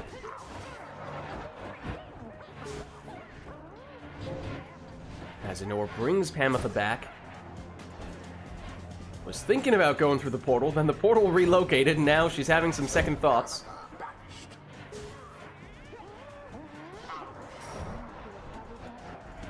Iroder does end up getting the forecasted, he said the word, Harp Plunge.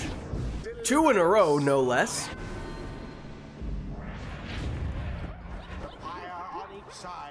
And with that plunge, 3 in a row, I believe it was all harps, all game, and Iroder takes the win. GG. The rite is complete. Well played, you two.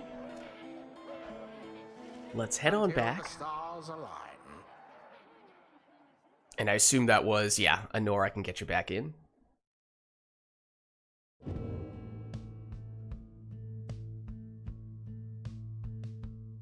Invite should be on its way. The aviary. Harps are good.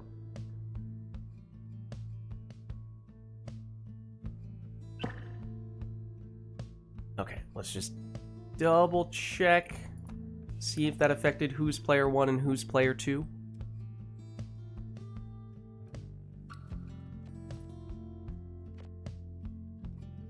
Still the same?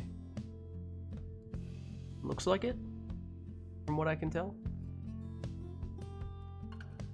Well, let us know, chat, if there's anything we'd like to see between these two, or if we want to leave it up to them to take whatever they'd like. Weird screen freezes. They don't disappear in 2 rights, would like to switch. I don't know what the cause of that is. That's odd, yeah.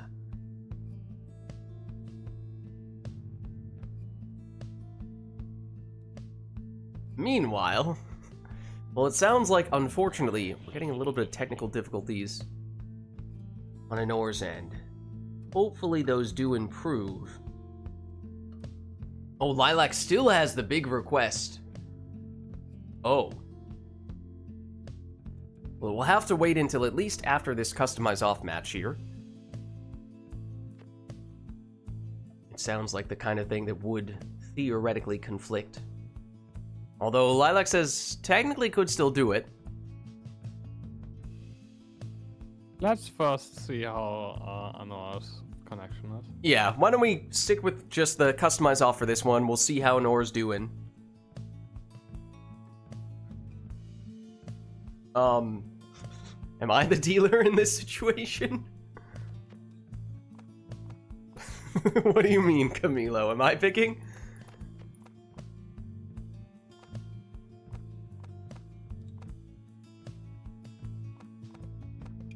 If so, I think I have an idea.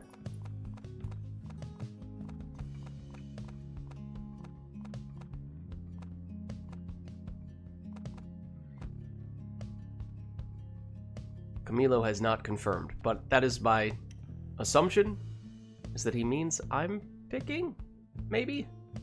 In which case, I'm gonna go Will of the Scribes, because it's customized off, and we'll see what the Will of the Scribes is for this match. Indeed. Okay, perfect.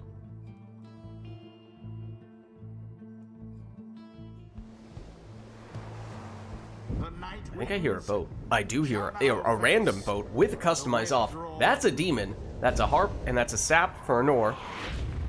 That demon is Orlek, no less.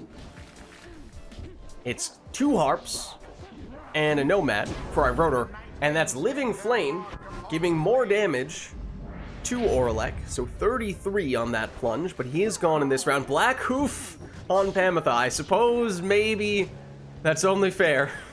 Balances things out, as Anor did get Orlek. But it's an opportunity for Iroder to throw that one in for 20. There is a little bit of boat magic helping Orlek.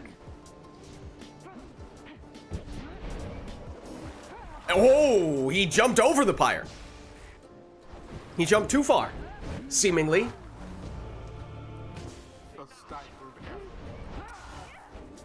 Manly. Not as mobile as Nor's other characters, except that Pamitha has Black Hoof, so she's not terribly mobile either, so if Orlek goes down, it gets pretty tricky. Does mean perhaps more opportunities for Iroder, like the one we just saw. Meanwhile, Iroder has Sacred Bond and can bring back his exiles by stepping on their portraits, which is something that I'm sure Anor would like to see with the likes of Orlek, but instead it's Iroder plunging for 28 extra damage at the cost of reduced hope on Tamitha. That's what we learned there. Orlek, he's jumping all over the place, and he does eventually find his way in, but it was, what, Living Flame was the source of his damage before? Was that it? And so the condition was not active. Anor did not have more Pyre life and therefore did not get the bonus damage that time round. If I recall correctly, there's a harp push, setting up what is, again, bonus damage from that Astral Eye. Shall the withdrawn further press their luck? Orlek for Anor. Living Flame not active, just barely. So it would just be the normal damage from Orlek here, but down he goes. That means Anor is relying almost entirely on Manly for offense here. Now, if anyone can do it with a sap, it would be Anor, but it is still very tricky, especially when Iroder knows that there's little to no threat from Pamitha, who cannot pick up the orb. And then, upon receiving that orb again, Iroder quick to plunge in there, and one more score potentially, all that Iroder needs, except that Anor does have a sap, may have some rekindling. Haven't seen that much yet from Manly, mastery-wise. Ooh, and it's Iroder defenseless this time around. Maybe a rare opportunity for Anor with Manly here. Does Manly have the range? It's close. Might still be interceptable. There are some distances from which sap throws are unblockable. It didn't quite work out there. Harp versus Harp, Pamitha versus Tamitha. Oh, and Iroder ever so close, but somehow Anor with the last millisecond save. And if nothing else, Anor stalled enough to get Orlek back from his long 30-second respawn time. He is unbanished. Checking for the Brazen Manor, and Anor did not have it, but did have rekindling. So Honora holding on now with 10 Pyre life, but now we know for certain that's all Honora is going to get. So 1 score, very likely all Iroder would need. And Orlek comes up a little bit short there. To each his own. Iroder now with Headwind. Headwind down. Does Honora try to push when she has only 1 exile who can hold the orb? Or does she try to stall to get Orlek back? Maybe a window here. An opportunity to throw it in. For 25 damage with Manly, that's significant. Now that means 1 score, likely all that Honora would need. We may have ourselves a sudden death match. Iroder GG. gets the There's a winning connection, plunge. They somehow managed GG. to scrape by despite their adversaries' efforts. Well played, you two. The right is done. Connection did improve. Okay. Do you want to keep going, Honora? Till the next Does it feel good enough?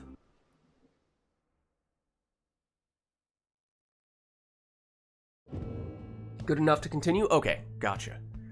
Well, in that case, let's turn Customize back on. We'll go back to Random Song. I think Lilac was perhaps waiting to break out whatever this big request is, and maybe this is the moment Lilac's been waiting for. I don't know. Could be.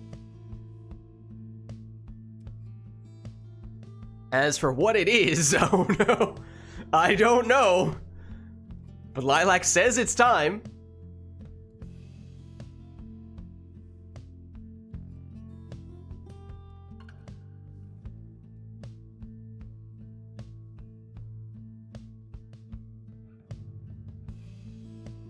Okay. The Booget. Sure. That's definitely not it, though. No masteries. Wheel for the exiles. Wheel for the talismans.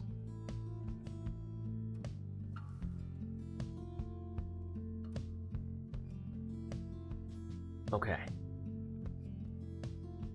And for the special request,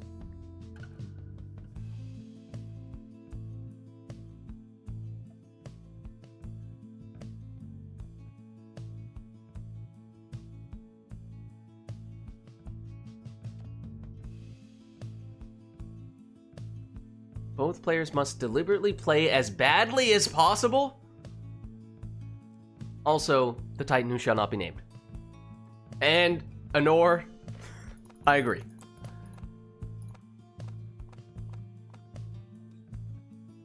Okay, well, one cannot score on their own Pyre. If you throw the orb at your own Pyre, it bounces out. So it's not as if they can score on themselves. Right? You could just not ever take the orb. It's actually kind of difficult to actively harm your own team, since you can't score on yourself directly.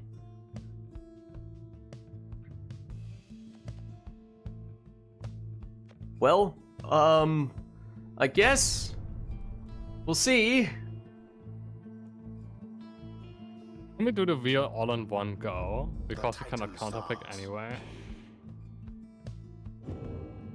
Do everyone's like Do do all 6 exile talisman in one go, so we don't always have to to pick, tab back stop, over. switch, tab. As long as it's easy enough to remember. I guess if it's just exiles and talismans, that's not too much to remember. And of course, Honora, you can just remember yours, and Iroder, you can just remember yours. So okay, if we're doing it that way, then why don't we go, I guess we'll do, what, 3 in a row for Honora, and then we'll do 3 in a row for Iroder? Might be a little bit quicker. But do you know how impossible that, like, skill request is? Yeah, I mean... Have you, like, do you know how difficult it is for actors to badly act on purpose? Well, we shall see. Alright, so this will be Anor's first exile. Your choice.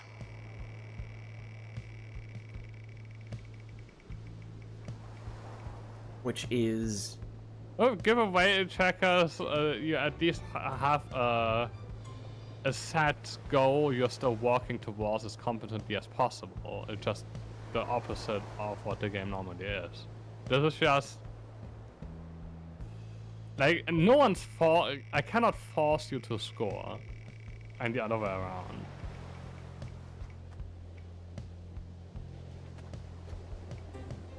It is a Mooncrest Messenger Imp for Anor in the first spot, but we can roll again if we just want to get them all set and ready to go. It's Mooncrest Messenger Imp.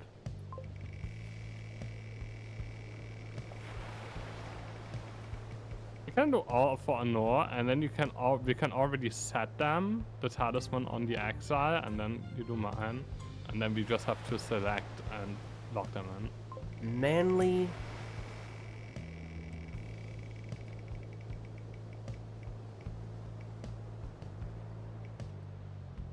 Oh dear. Prayer Beads Manly with no masteries in the second spot for Anor. Third spot for Anor.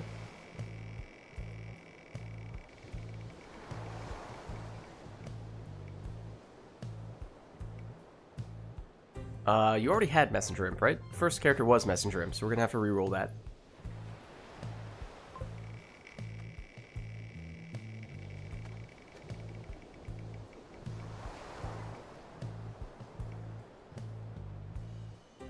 Udmilda is the third character.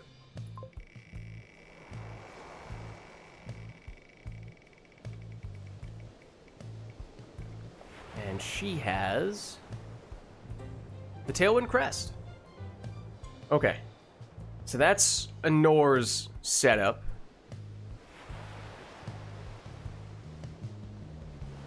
Now we'll go iRotor. Got it? Okay, perfect. iRotor, this is for you now.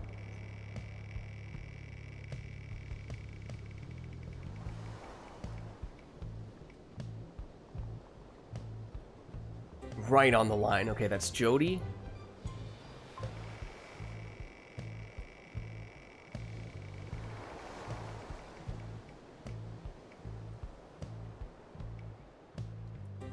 With Righteous Flame. That's your first one. Righteous Flame, Jody.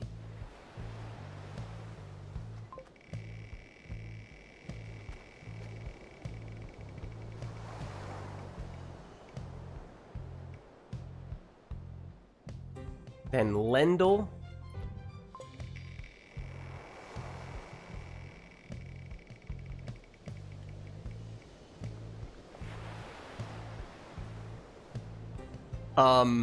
It was gonna happen sooner or later. So Lendl is your mom, apparently.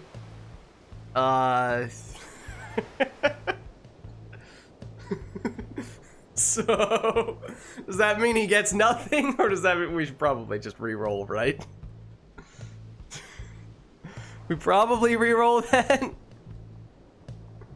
Your mom means player. Oh, it's actually a wild card. Okay, you get to pick for Lendl. Lendl, you get your choice. Then last one.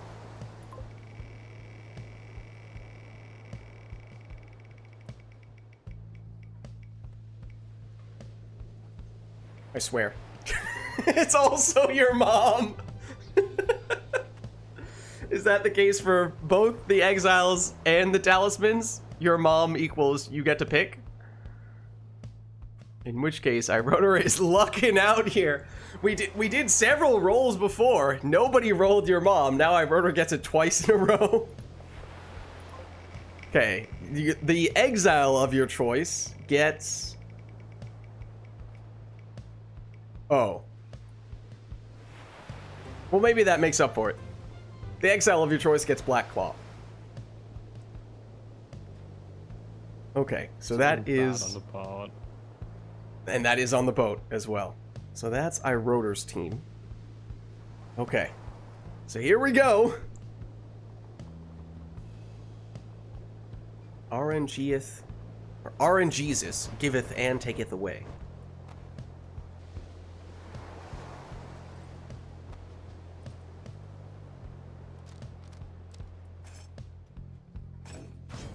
Messenger. Okay, so of course we know what the setup is going to be 100% on Anor's side. On Iroder's side, we have a few your moms to factor in.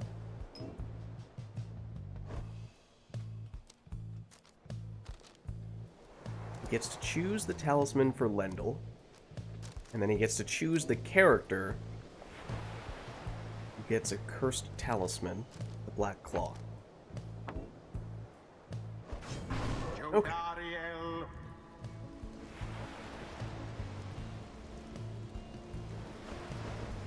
So maybe it all evens out in a way. And again, oh. Well then. Not only is it Prayer Beads Manly with no masteries, he also has a hangover. Can we allow Anor to take a different sap instead? Because Manly has a hangover effect? No, we cannot! Oh my goodness. Choose someone. It's the will of the scribes, I suppose. Manly. Lendl.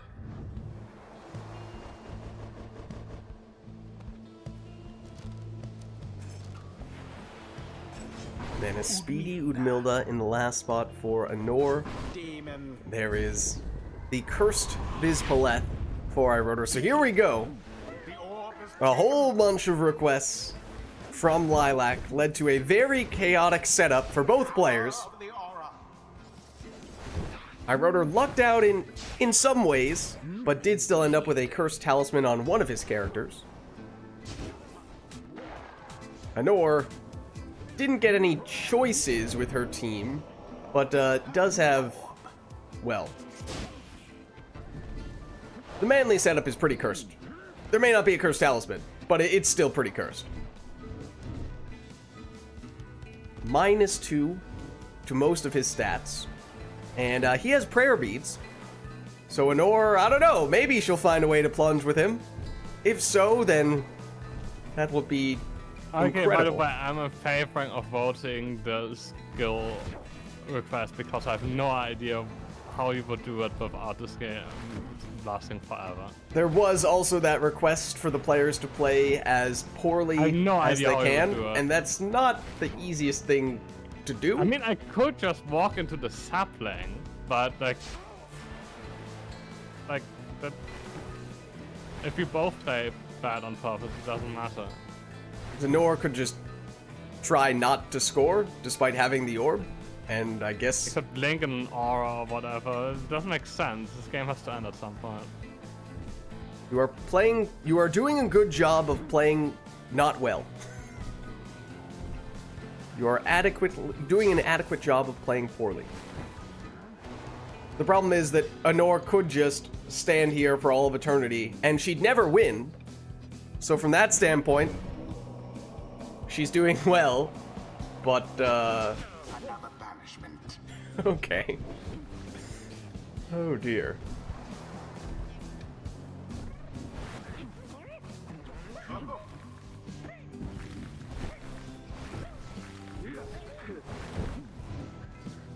It does make it also hard to gauge the intentions of the player, as, you know, for example, Iroder does have an exile who was very close to the Pyre. Was he going to have any intention of scoring with that character? I don't know. Does Nor have any intention of scoring with her slow prayer beads Manly? Perhaps not. Into the adversary's flame. Oh, there's an invisible pillar here. Nice.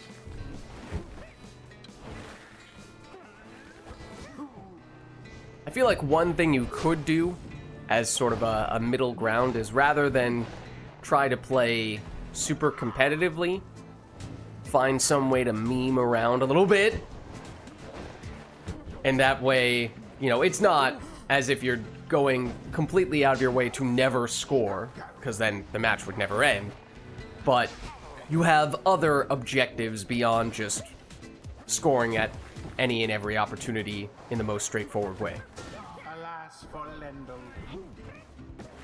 It's your job to keep people on their toes, I see.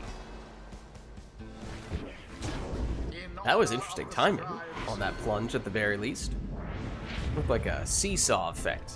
A rotor jumped on one side and an oar went flying in the other direction.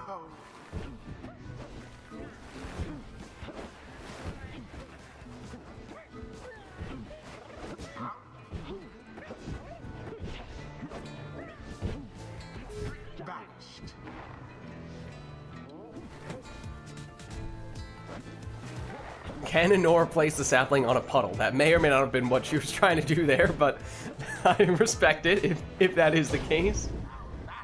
Rotor able to plunge in for 30, does also leech back 10 Pyre life. Now then. Oh.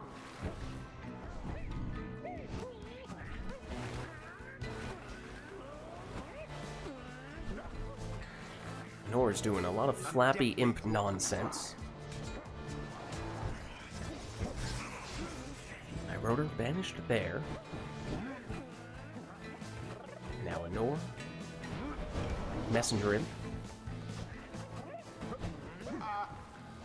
Blocked, but has it back.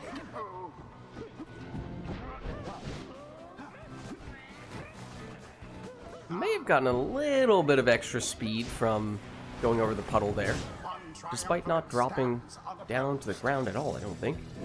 Rotor defenseless. Anor throws in the salute and then plunges. Okay, so that's a good example. You know, mess around a little bit, but still goes in for the score nonetheless. What's up, Ansa? How's it going? We are in the middle of, a rather chaotic match for some rather unusual reasons. I'm watching from your friend's computer, so that's why you haven't been able to comment. But you did see the Wheel of Misfortune. That is a good name for it.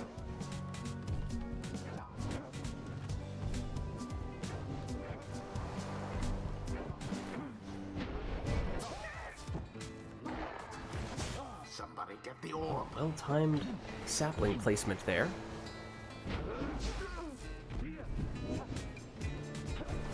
Whoa, there's some boat magic. Maybe not covering quite as much distance, but certainly got the height. Well, I mean, it is an oar against iRotor. However, there was also the request for them to, I guess what we're interpreting as meme around a little bit. Originally it was play as poorly as you can. But then we came to the realization that this match would never end if that were the case, because neither player would ever attempt to score.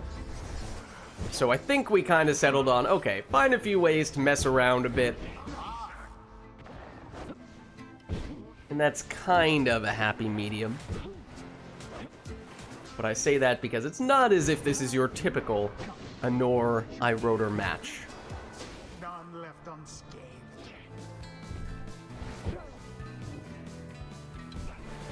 Oh, leapfrog. Okay. Leapfrog again? Question mark? Yes, indeed. No, Lids, it's leap chrome. Okay, fine, you're right. The rite is nearly ended. One score would potentially be all that Anor needs. iRotor does have leech on one of his exiles, though. Coming from the talisman, so it is possible for that to no longer be the case. Here comes Nort. She was definitely picking up some speed with Messenger Imp there.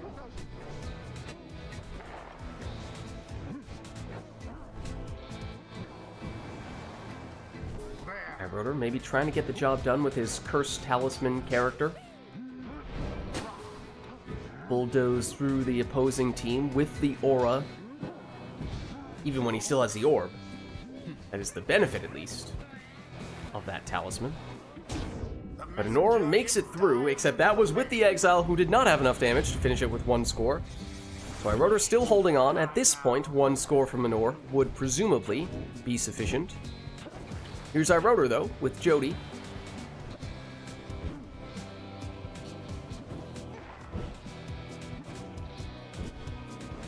Iroder doing some hopscotch, trying to knock back the defenders, and does make it through. That is the Leeching Exile. So he's back up at 15 Pyre life, which probably still means 1 score would be sufficient for Honor, barring a partial damage throw.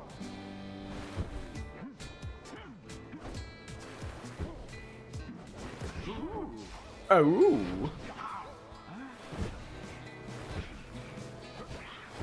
Ooh, Honor perhaps trying to see how much boat magic she can get from a crone, which is not something you see happen very often. Such chaos. Iroder, however, does get the boat magic happening on the demon. Of course, that is something we've seen quite a bit. And Honor is definitely making a point of putting the sapling in the puddle. She's done that a lot now, and it does send the sapling moving a fair bit. And it worked a bit on that occasion there. I'm not sure how much control Honor really has over that, but on that occasion, at least, it seemed to go in the right direction.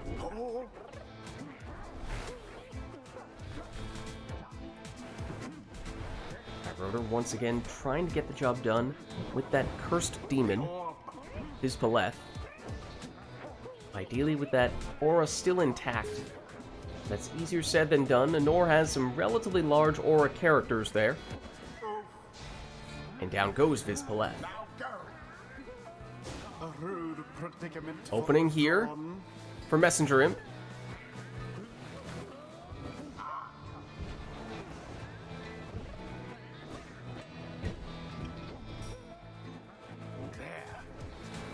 Iroder now once again with Vids Paleth. Down she goes.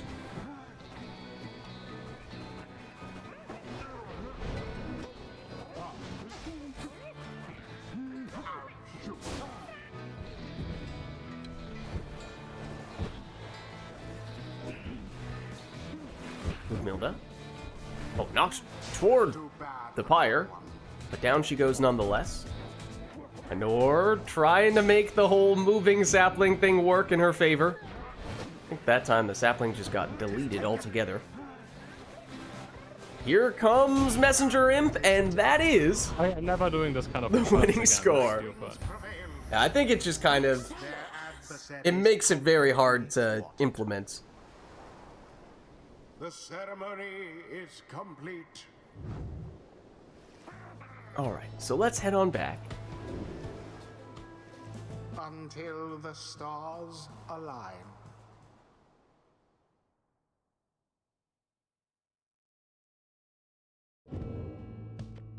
Okay. Can we do this before the tier 1 mastery thing? Yeah, that's That we fine. already have in queue? Yeah, because we've had a lot of requests in here. Yeah, it's just one of those things that's hard to, in practice, actually implement, the one that we just did. And also not a very fun request to play, at least. Oh, not that. Okay, the other thing is that it is starting to get a little bit late, and I thought we had at least one other person who was interested in getting in. Titan stars are still on. Oh. There we go. Yeah, so I want to also, if you are still looking to get in Lilac, I want to try to carve out a little bit of time to do that, but we are starting to run low on time. So we could potentially, is there anyone else who wanted to get in if we were to do one more switch and get Lilac in? Would we potentially do a double switch there? And Or says she could swap out whenever. Okay.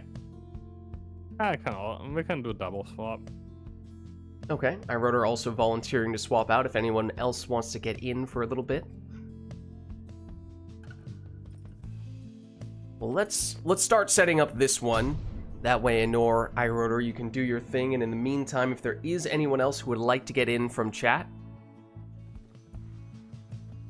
Ansa, do you want to? You want to come in? Okay.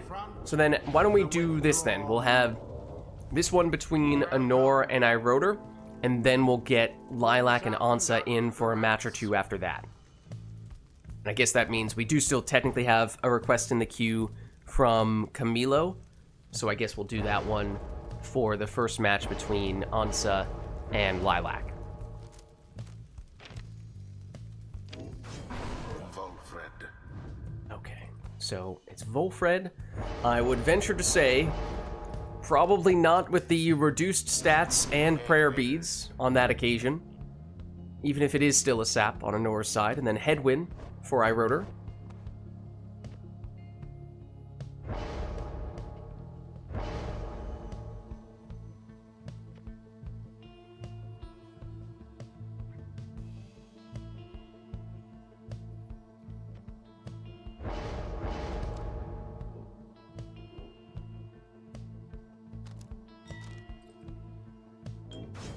Astral Eye for the extra damage at the cost of reduced hope for Tizo.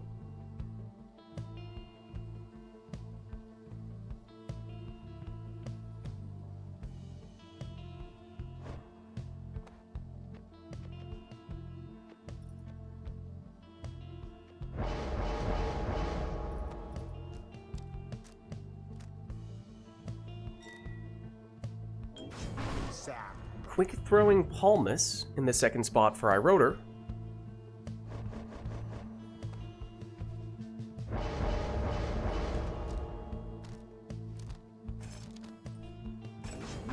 Prayer Beads Pamitha, that's Honor's last choice.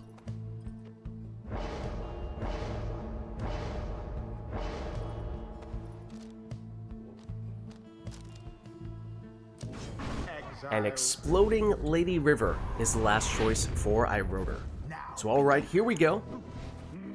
Honor and Iroder, with teams that they selected, saw the Team Shield combined with the long Nomad Jump for Iroder. Bit of a combo there as Honor blinks in directly with Volfred, what we were saying would be awfully difficult to do with the previous match, the way that Manly was set up. And then I'm pretty sure Nor just pushed in Headwind there. It does, however, mean Headwind is now gone in this round, which may not have been exactly what Iroder had planned, and then Honor responds by pushing herself in with the Harp Push. And does have Prayer Beads on Pamitha, so she is still here. And now Pamitha is pushing Tizo as a sacrificial imp. And it worked!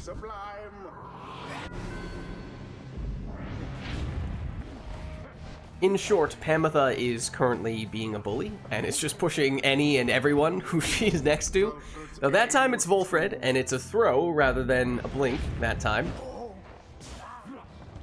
But with Iroder holding on with 26 damage, it's a bit of an awkward number. A little bit hard for Honor to reach that number. She did take extra damage on her imp via the talisman, but as we see here, that Harp Plunge is insufficient.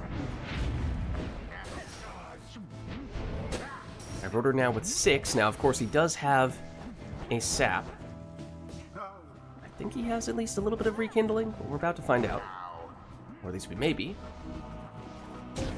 Except here is Iroder, hopping in for 20, and I believe leeching 10 as well. With Nomad Mastery, yes. So he's back up at 16 here. And Honor defenseless, however, Iroder slowed, unable to sprint, jump, throw, or use any other special abilities, and that gave Honor enough time to recover. Pamitha, through the portal, gets infinite stamina in the process, and in she goes. That does trigger Iroder's rekindling, and it is the full 50. And Iroder still able to leech back Pyre Life with Headwind if he's to score with him. So that number can, in fact, go higher.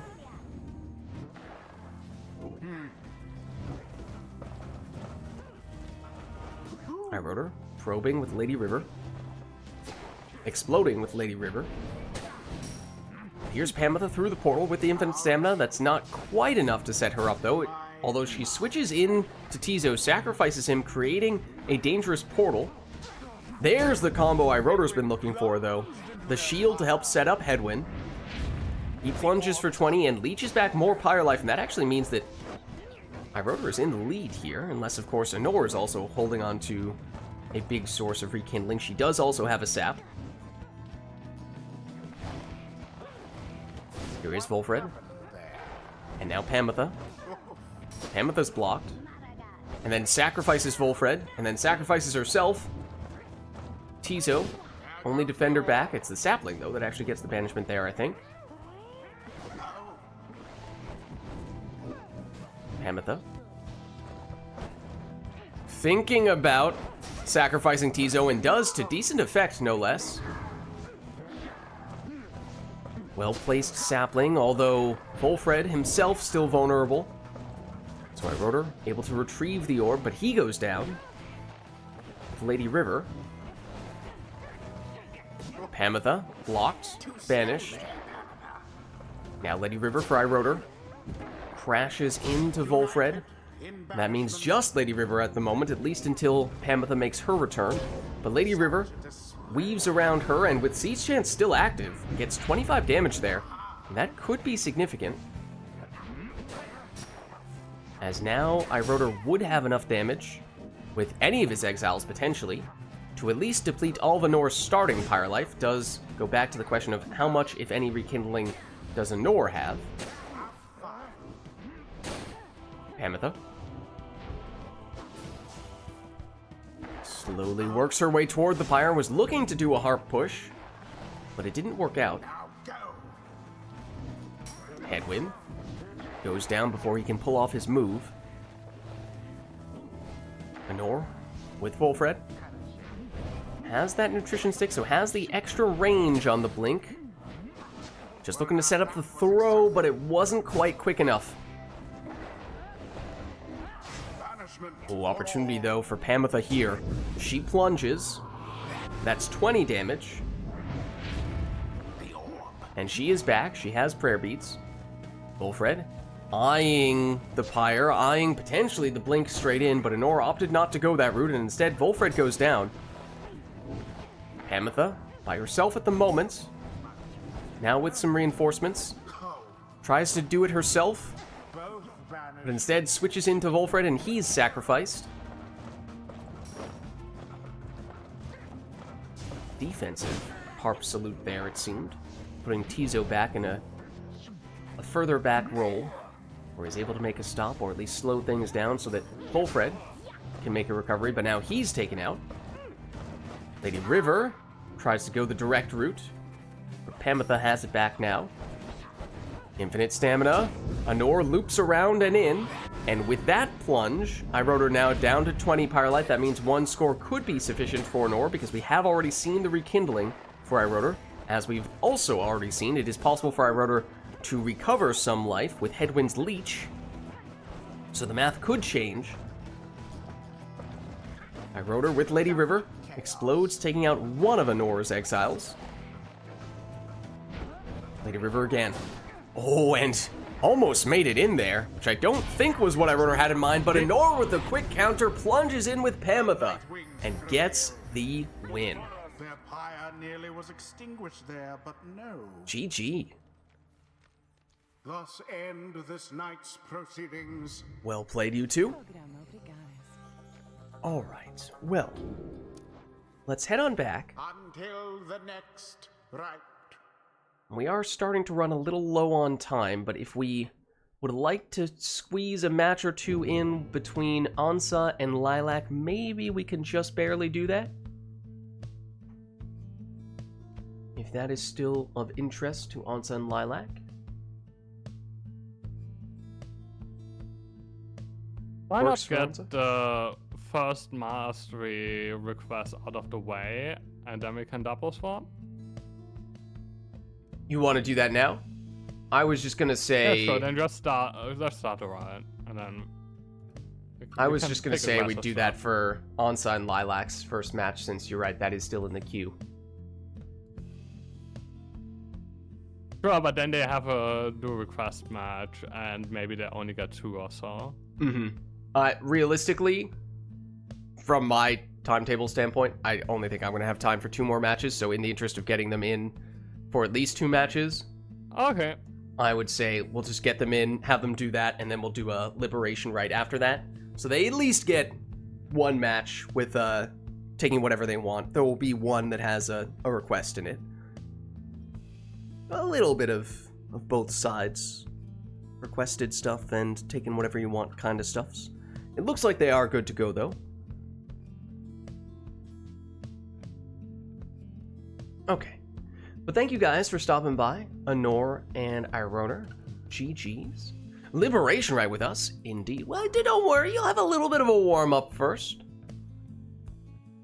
Thanks for stopping by, guys. Let's see, I think you both just left. Hello. I'll just double check. Hello. Let me just make sure. Let's see, Anor is out. Ironer's out. Okay, perfect. So that I can send you 2 the requests. Alright. And where is Lilac showing up on Steam? Alright, Lilac. Let's go. Lilac, at the moment, I'm not seeing you on Steam for whatever reason. Hold on, I'll like unprivate my profile maybe. Oh, yeah, that'll do it. That'll do it. That will do it. Hey Liz, how long do you usually host the stream for? Here we go. Let's see, do I see you now? Also, have you recently changed your username so that I'm looking in the right place? What do you mean, Liz? Oh, that might be a factor then, it sounds like. One sec. I'm just gonna close What and do you reopen mean? Steam Friends. Well, you know, I'm like sifting through trying to find you for a while now. Is that you? Oh. You're on your Steam right now. Yeah, It's just I on know. your Steam library. I had to Pyre, reopen running. Steam Friends.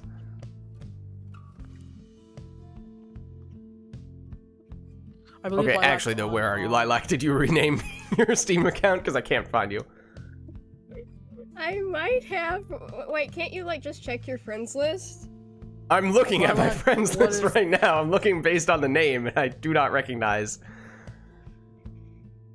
Do you see any names that maybe look very familiar? Any profile pictures that look familiar? I should go based on profile picture? A Lilac, little bit more of a hint Yes. maybe we should that. get the game on. to this. I don't know if that may or may not be you. Uh. I just legitimately may not be seeing you at all as being online right now. I don't know. Can you put? Okay. Hold on. I'll change it back. I can mess with you next week. Okay. Your gods. I'm sorry. Prank is a temporary failure. Oh. I mean, sometimes Steam just doesn't show people as being online, even when they are, which is Oh. maybe that's what's wonderful. happening, which is in part why I'm, maybe I would have figured it out, but I just am not seeing you for some other reason. Oh, okay. Hold on. I hear the clicking, some massive amount of clicking in this happen. I did not. Somehow, Steam did not make my profile public. There you go. That would explain it. Yep. I was looking Oh, for something there that you did go. not exist.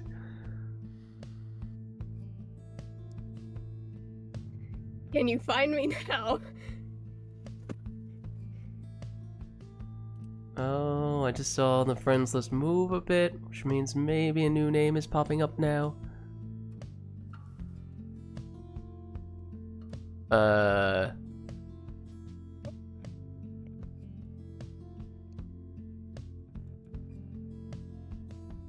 Eh? Did you find me yet? Is your name Jim? Have you try looking in the L section? You name yourself I've Liz not a Vids? single person. I have one person who is absolutely not you with the name that's starting in L. You are not showing up. Okay. Okay. That's not Lilac, did you actually- name yourself Lids Vids? wait. try checking it. Okay, now I see. One more time. Yes, you did name yourself Lids Vids, and yes, you used my profile Frank picture. ruined. Okay, you did not show up for whatever reason until just now. I don't Incredible. know why. Okay, let's start the game. All right, Lids Vids is just gonna invite Lids Vids real quick. Theoretically. Okay. My controller is on and inside my computer, but I don't see. Oh, is this working? Okay, I'm player 2. Okay. Are you going to put me up as Lids Vids? Lids? No. No, Oh, I'm not going that to. is not what I meant to do. Unfair. Unfair. Identity fraud is not a joke, Lilac. Okay, Lilac, which one are you? What do you mean? Like, which triumvirate do you want to play as? Tri-City? Fate. Okay, there you Oh, go. Lilac, are you on keyboard mouse? Yes. Okay. Yay. There you go. Ansa, what is your favorite triumvirate?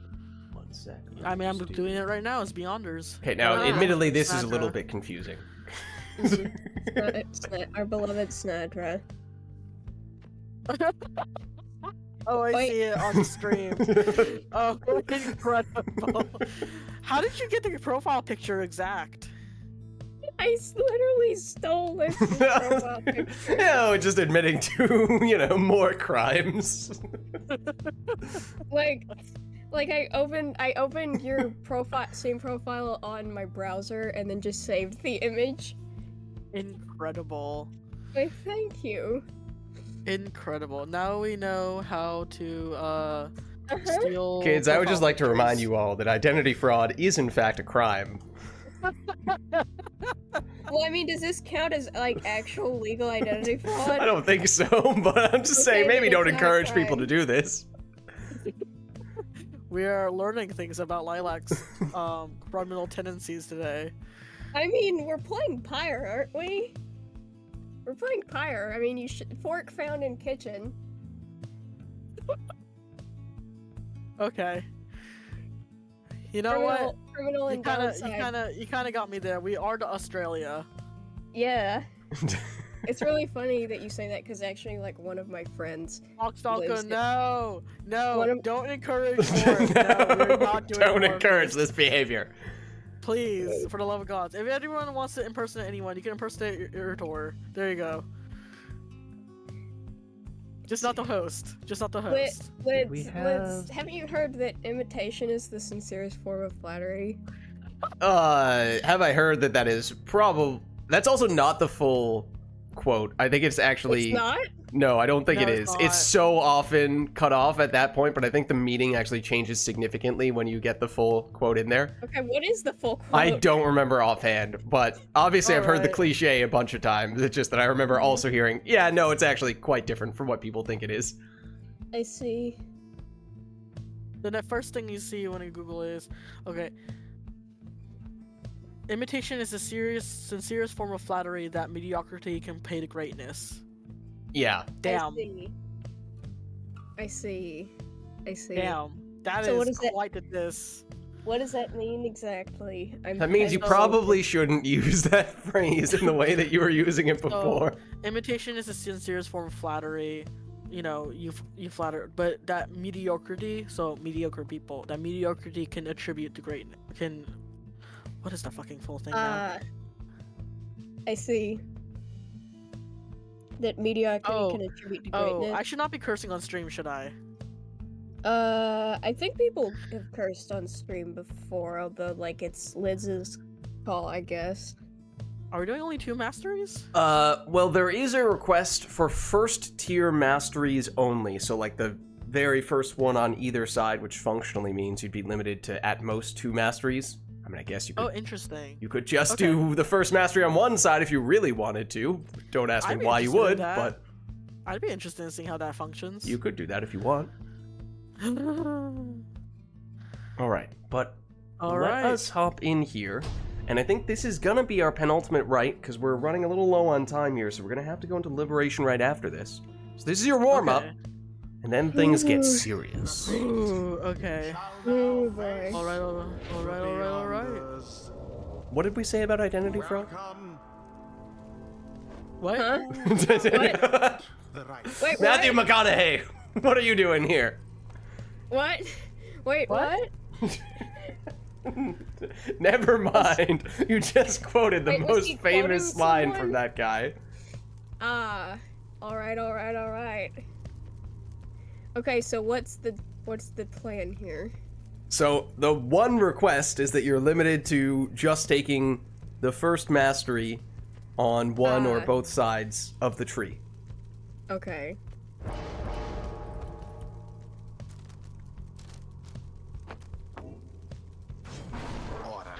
Alright, so it is Orlek in the first spot for Lilac. Okay, I'm glad I'm going to do my usual. Oh, can I? Hold on. This has for some reason been helping other people sometimes. Can you do now? No, I'm gonna try unplugging and replugging my controller.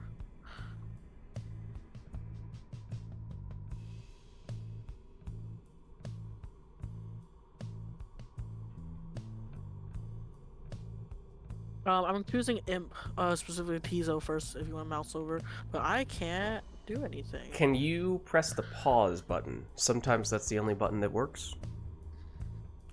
Nope. Let me see. Let me move your controller around a little bit. Come on, remote play. What about now? It vibrated, so I Okay, think- there we go. That's a there we good sign. go.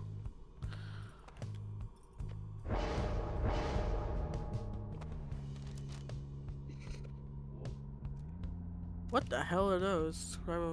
Oh, interesting. Undoes your masteries if you messed anything up. Huh. What do you think? What is scribe snuff in universe? Like, how does that? What are the implications of that? Do you think? I think we need to ask Ron that. I think only he knows the answer. You know, amidst all the chaos, I never even thought to invite Ron over to our little party. Oh. Maybe next Okay. week. So, Lids, I don't know if you know this, but I make memes for Pyre. Okay. And one of them is just Pamitha going, darling, if you say something inspirational again, I'm gonna invite Falcon Ron over for dinner again.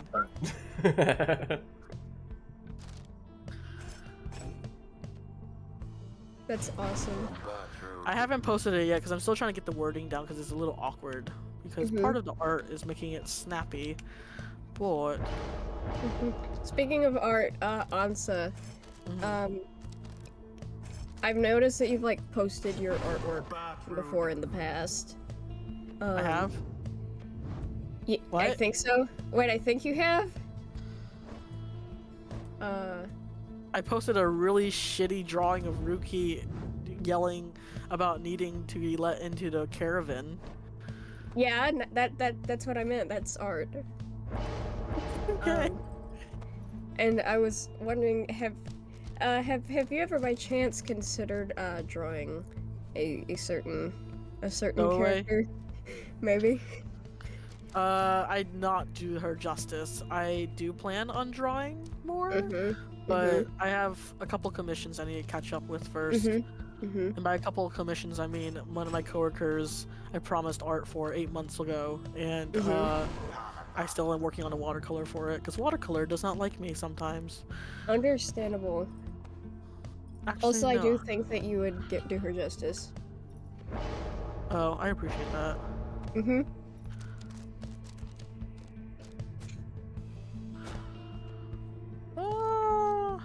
Maybe Speedy And I hope that I will be able to,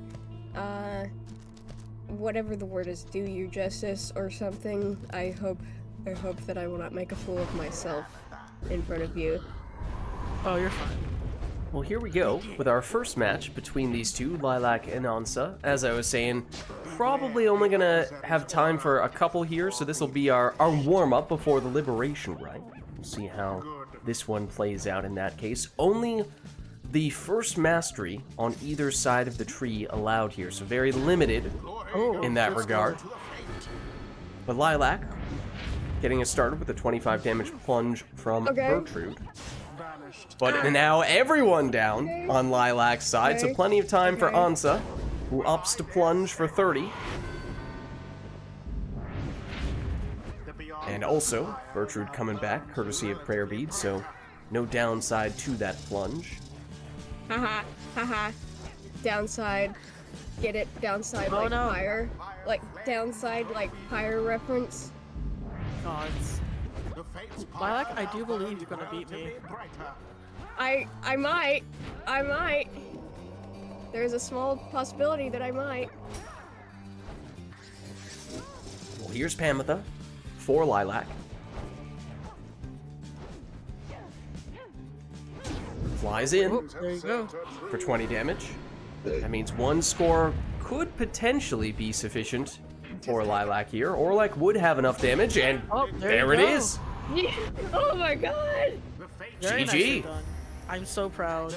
Thank you. Well played, you two. GG. GG. The ceremony is complete. Alright. All right, well, I think, as I said, it is Until time. the stars I think it's All time to right, go with the Liberation Liberation Rite. Rite here. So that means no requests from chat for this one. Just going to have both players take their preferred teams to finish things off in style. And we'll be headed to the Fall of The Solium. Fall Solium. Back to the Four Masteries. Thank Nothing fucking out of the gods. ordinary there. Oh, and usually we go Never to Return version of Player 2. And what with Ansa using the Beyonders, I think this is a rare opportunity for us to break out the old Never to Return. Ooh. Let's do it. Ooh. Let's do it.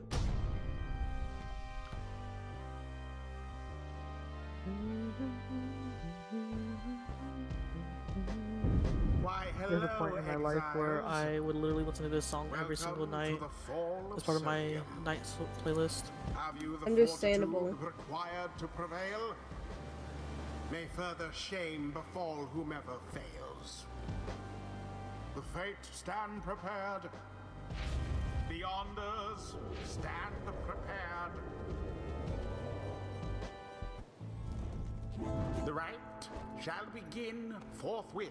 Alright, so as we said, this will be our final rite of the night, our Liberation Rite, so no requests from chat for this one. Both players just taking their preferred teams. For Lilac, that means Kerfang on Orlac for the extra plunging damage. Uh-oh. Did I do something wrong? What did we do last time to fix it? I forget. Wait, I unplugged and replugged. Yeah.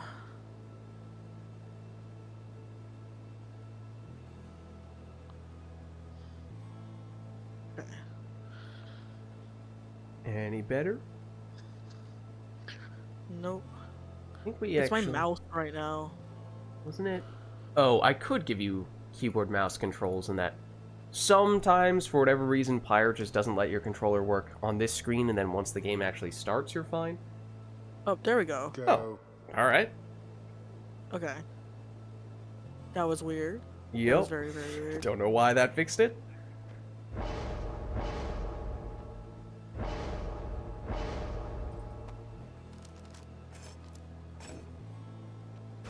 So Prayer Bead Stowaway in the second spot for Ansa.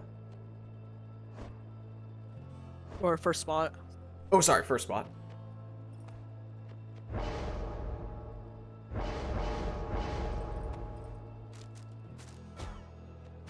Ooh. Legendary Talisman on Tizo for the infinite stamina. That's Lilac's second choice. Interesting, you could say.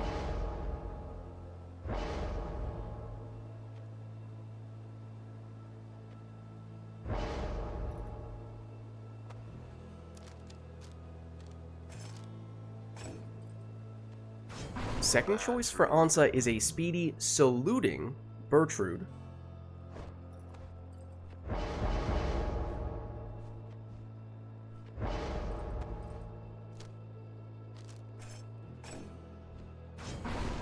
Pamitha is the last choice for Lilac.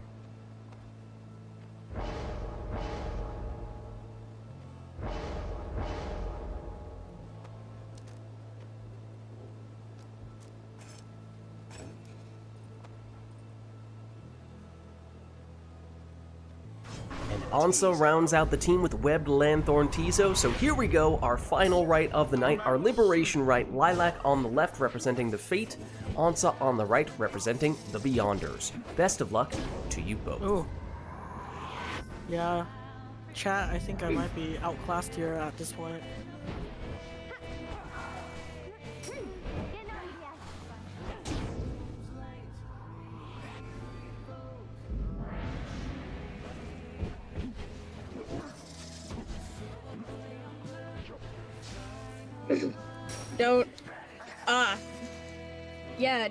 Don't mourn your exiles before they, whatever. Yeah. Don't mourn your exiles before they get banished. Oh, it started me on this player too.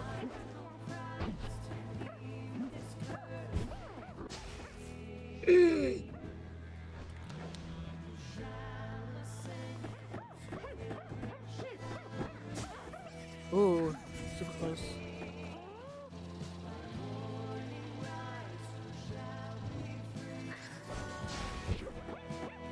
Ooh.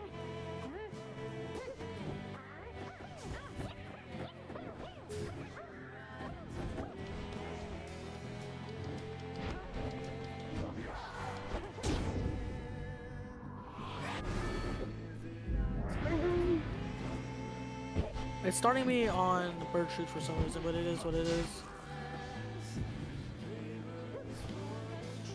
is. So you're good there.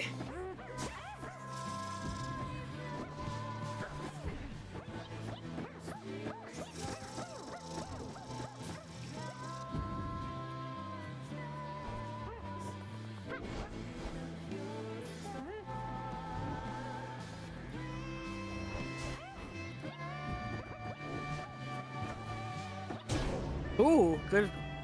I didn't even notice the portal there. Okay.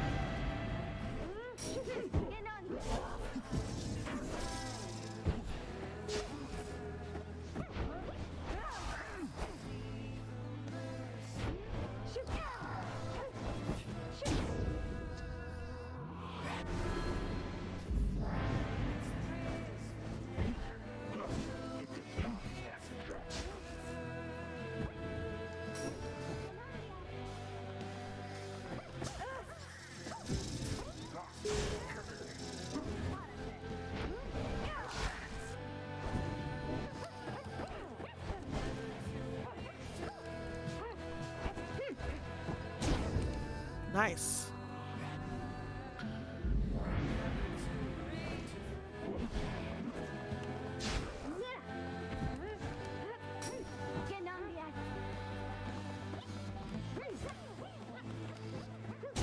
As per the sacred law,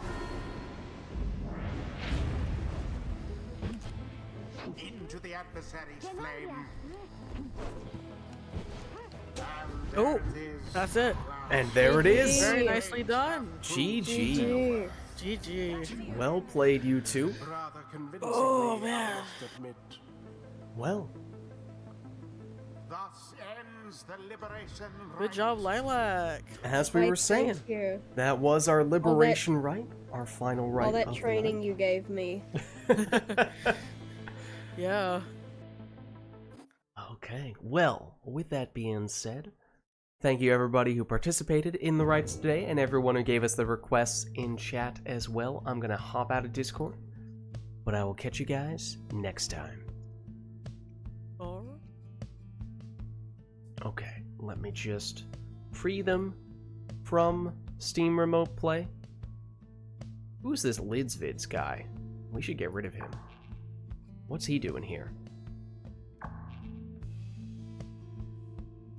Alright, let me throw this screen on as well. As I was saying, that was our final rite of the night, our Liberation Rite, so thank you everybody who gave us the requests in chat, and everyone who was participating in the rites as well. If you're interested in getting more involved in multiplayer Pyre like this, then the best way to do so is, of course, by joining the Rite Club Discord server, which you can do by clicking on... Oh, if I spelled it correct. Hold on!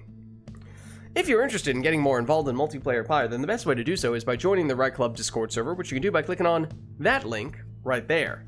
Haha, first try. My name is Lids, I'm hosting these Rite Nights. My streaming schedule is weeknights. We're doing a combination of Path of Exile 2 and The First Descendant. Fridays, we're doing Mass Effect Andromeda multiplayer. Saturdays, Mass Effect 3 multiplayer. And then obviously Sundays, Pyre multiplayer.